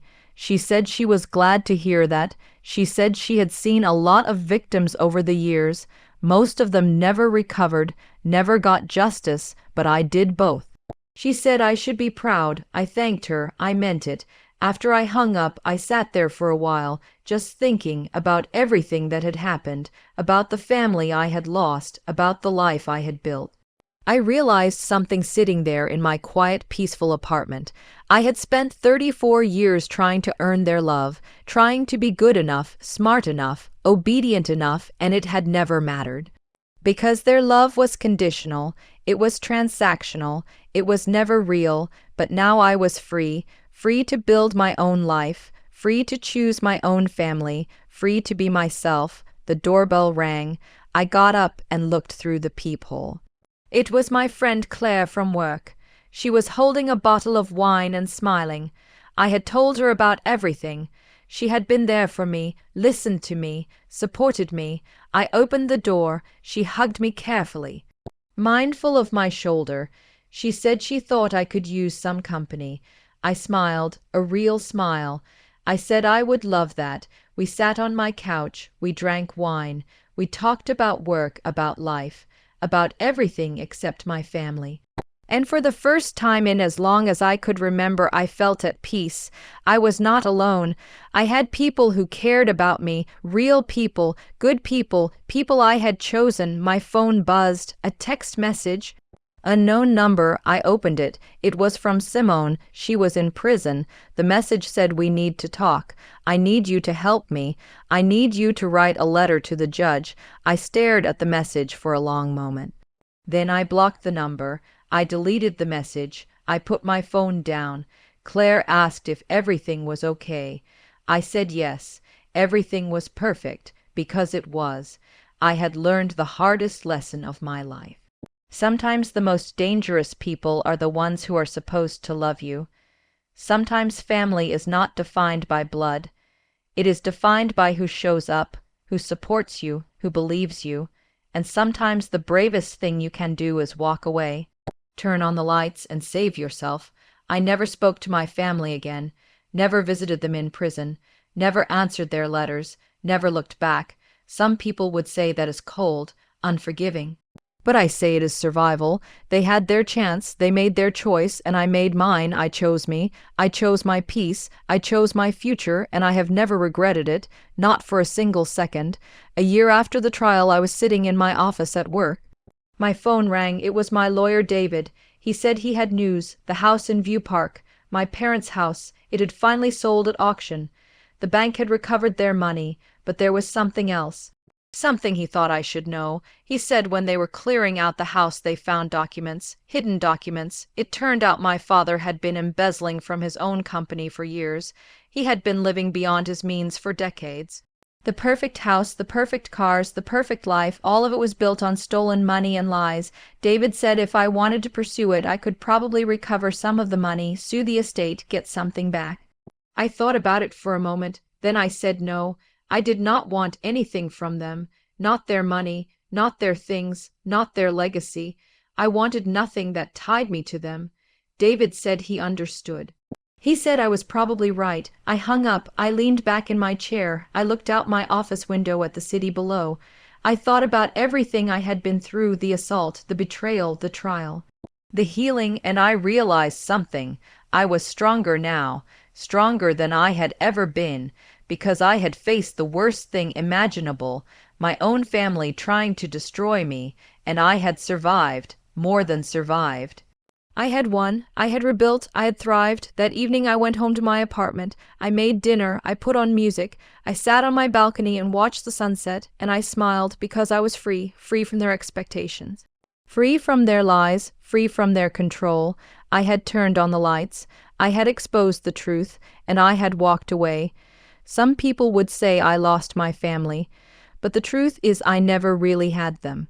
What I had was people who shared my blood, but family is more than blood. Family is love, support, trust, respect, and they had given me none of those things, so I let them go.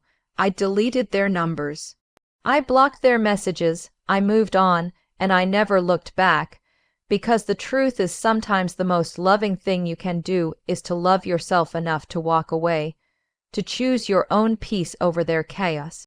To save yourself, that is what I did. I saved myself, and I would do it again every single time. This story is not about revenge. It is not about getting even. It is about survival. It is about self-preservation.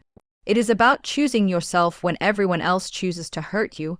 It is about turning on the lights, exposing the truth, and walking away, because sometimes that is the only way to survive. The most dangerous lies are the ones we accept from our own family.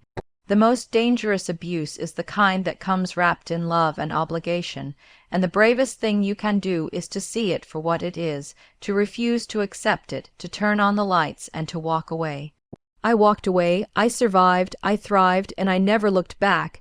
That is my story, that is my truth, and I am proud of it. 3 years have passed since that day in the courthouse. 3 years since I watched my family be sentenced for what they did to me. 3 years since I made the decision to walk away and never look back. Life has changed in ways I could never have imagined. My shoulder still aches sometimes, especially when it rains, but I have learned to live with it. The scar on my face has faded to almost nothing. You would never know it was there unless I pointed it out to you, but the scars inside those took longer to heal. I am still working at the nonprofit investment fund. They promoted me last year. I am now the director of risk analysis. The irony is not lost on me. I spend my days identifying financial fraud and protecting vulnerable investors. I am good at it, better than I ever was before.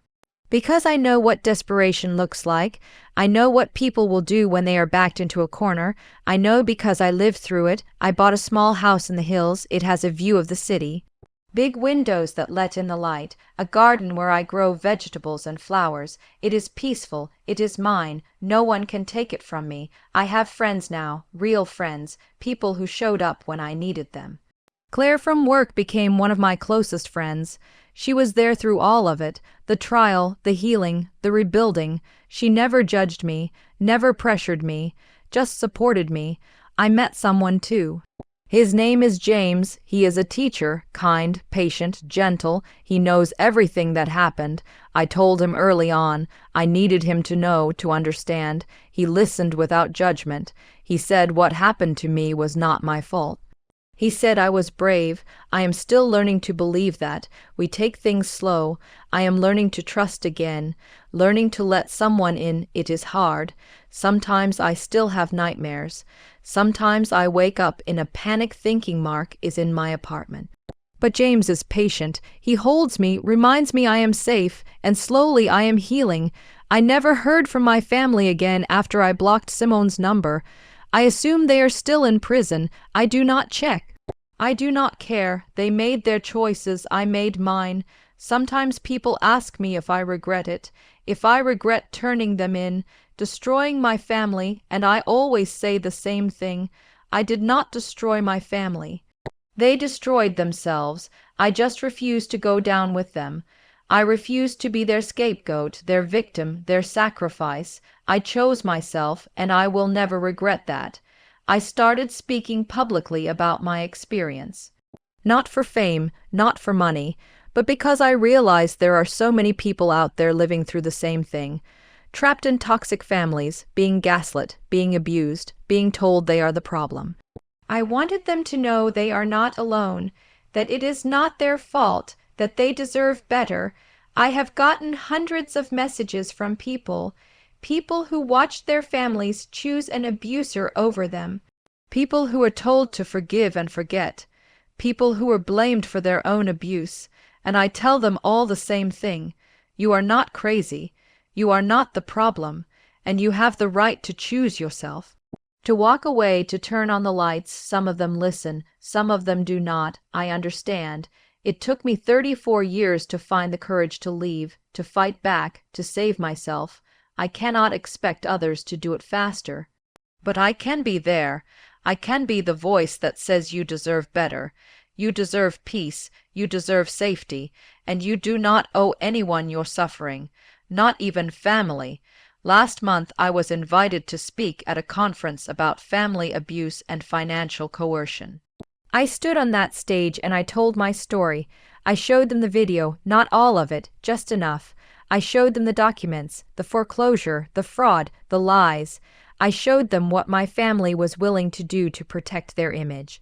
And when I finished, there was not a dry eye in the room.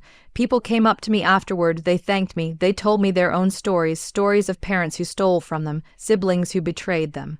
Families who chose reputation over love, and I listened, I held their hands, I told them they were not alone, because they are not. This happens more than people realize. Families are supposed to be safe. They are supposed to love you, protect you, support you, but sometimes they do not. Sometimes they hurt you, use you, sacrifice you, and when that happens you have a choice. You can stay, accept it, pretend it is normal. Or you can leave, save yourself, build a new life. I chose to leave, and it was the best decision I ever made. I lost my family, but I gained myself. I gained my peace, my freedom, my life, and that is worth more than any family legacy. Any reputation, any blood tie. I am 37 years old now. I am happy, truly happy. I have a home I love, a job I am proud of, friends who support me, a partner who loves me. I have peace, and I have myself. The woman I was 3 years ago would not recognize me now. That woman was broken, terrified, beaten down. She thought she had no choice. She thought she had to accept what her family did. She thought it was her fault. But it was not. It was never her fault.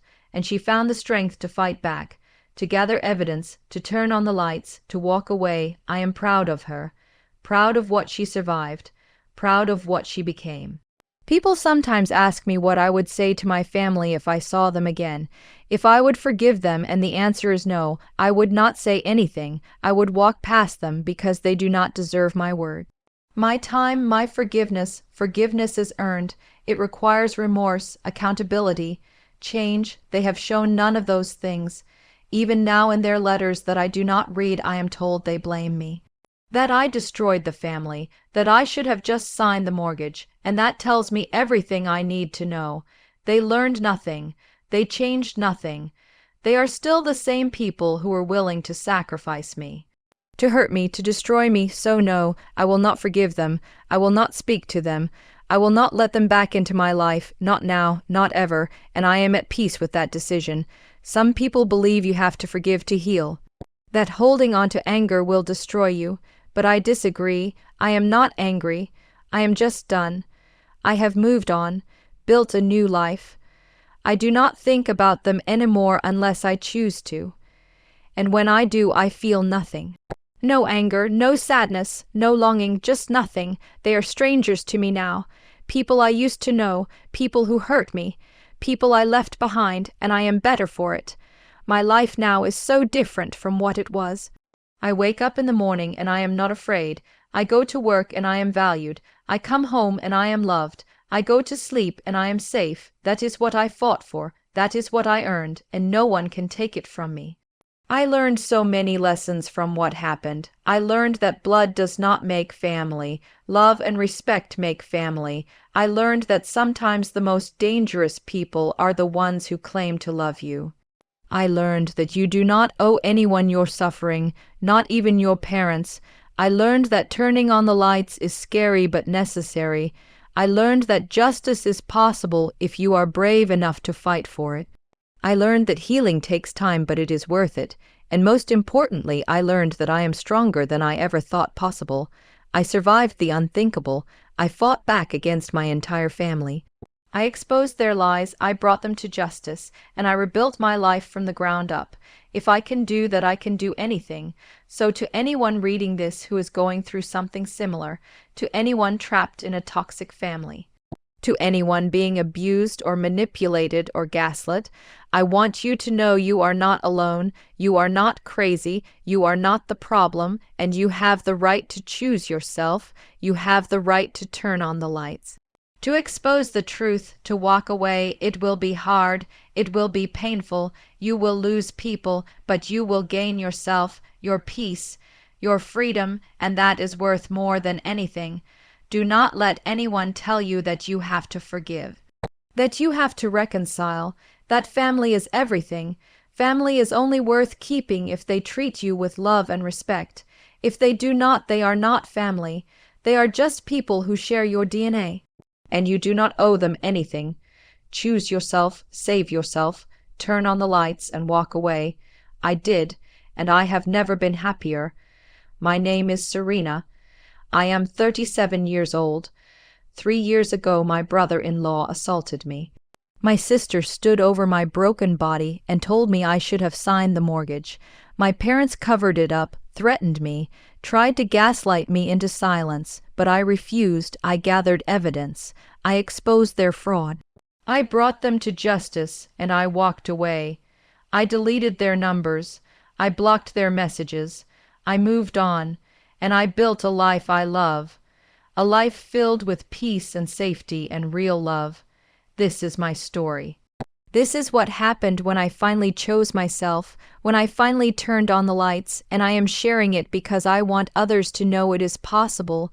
You can survive, you can fight back, you can win. You can heal, you can thrive. I am living proof. 3 years ago I was broken, bleeding, terrified. Today I am whole, happy, free.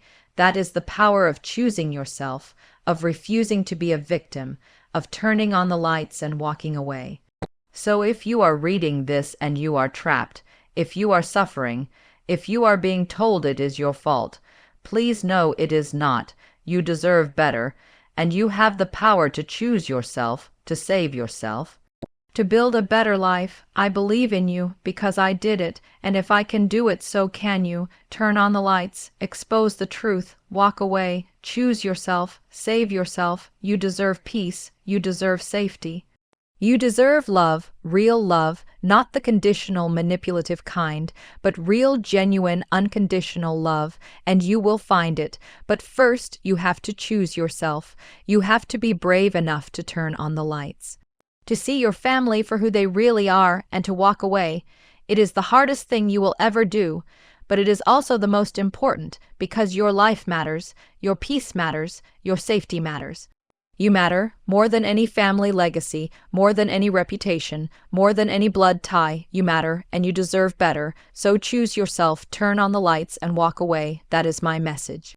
That is what I learned. That is what I want you to know. You are not alone. You are not crazy. You deserve better, and you have the power to choose yourself. Use it. I did, and it saved my life. 3 years later, I am happy. Truly, deeply happy. I have everything I need, everything I fought for, peace, safety, love, freedom, and I will never give that up, not for anyone, not even family, especially not family, because I learned the most important lesson of all. The most dangerous lies are the ones we accept from our own family, and the bravest thing we can do is to turn on the lights and walk away. I turned on the lights, I walked away, and I saved myself. You can too. I believe in you. Choose yourself. You deserve it. Outro. This story is not just about revenge. It is about truth, pain, and rising stronger than before. If this hit your heart, then you know what to do. Like the video, drop your thoughts in the comments, and subscribe for more real stories that burn like fire. Until next time, stay sharp, stay loud, stay rebel.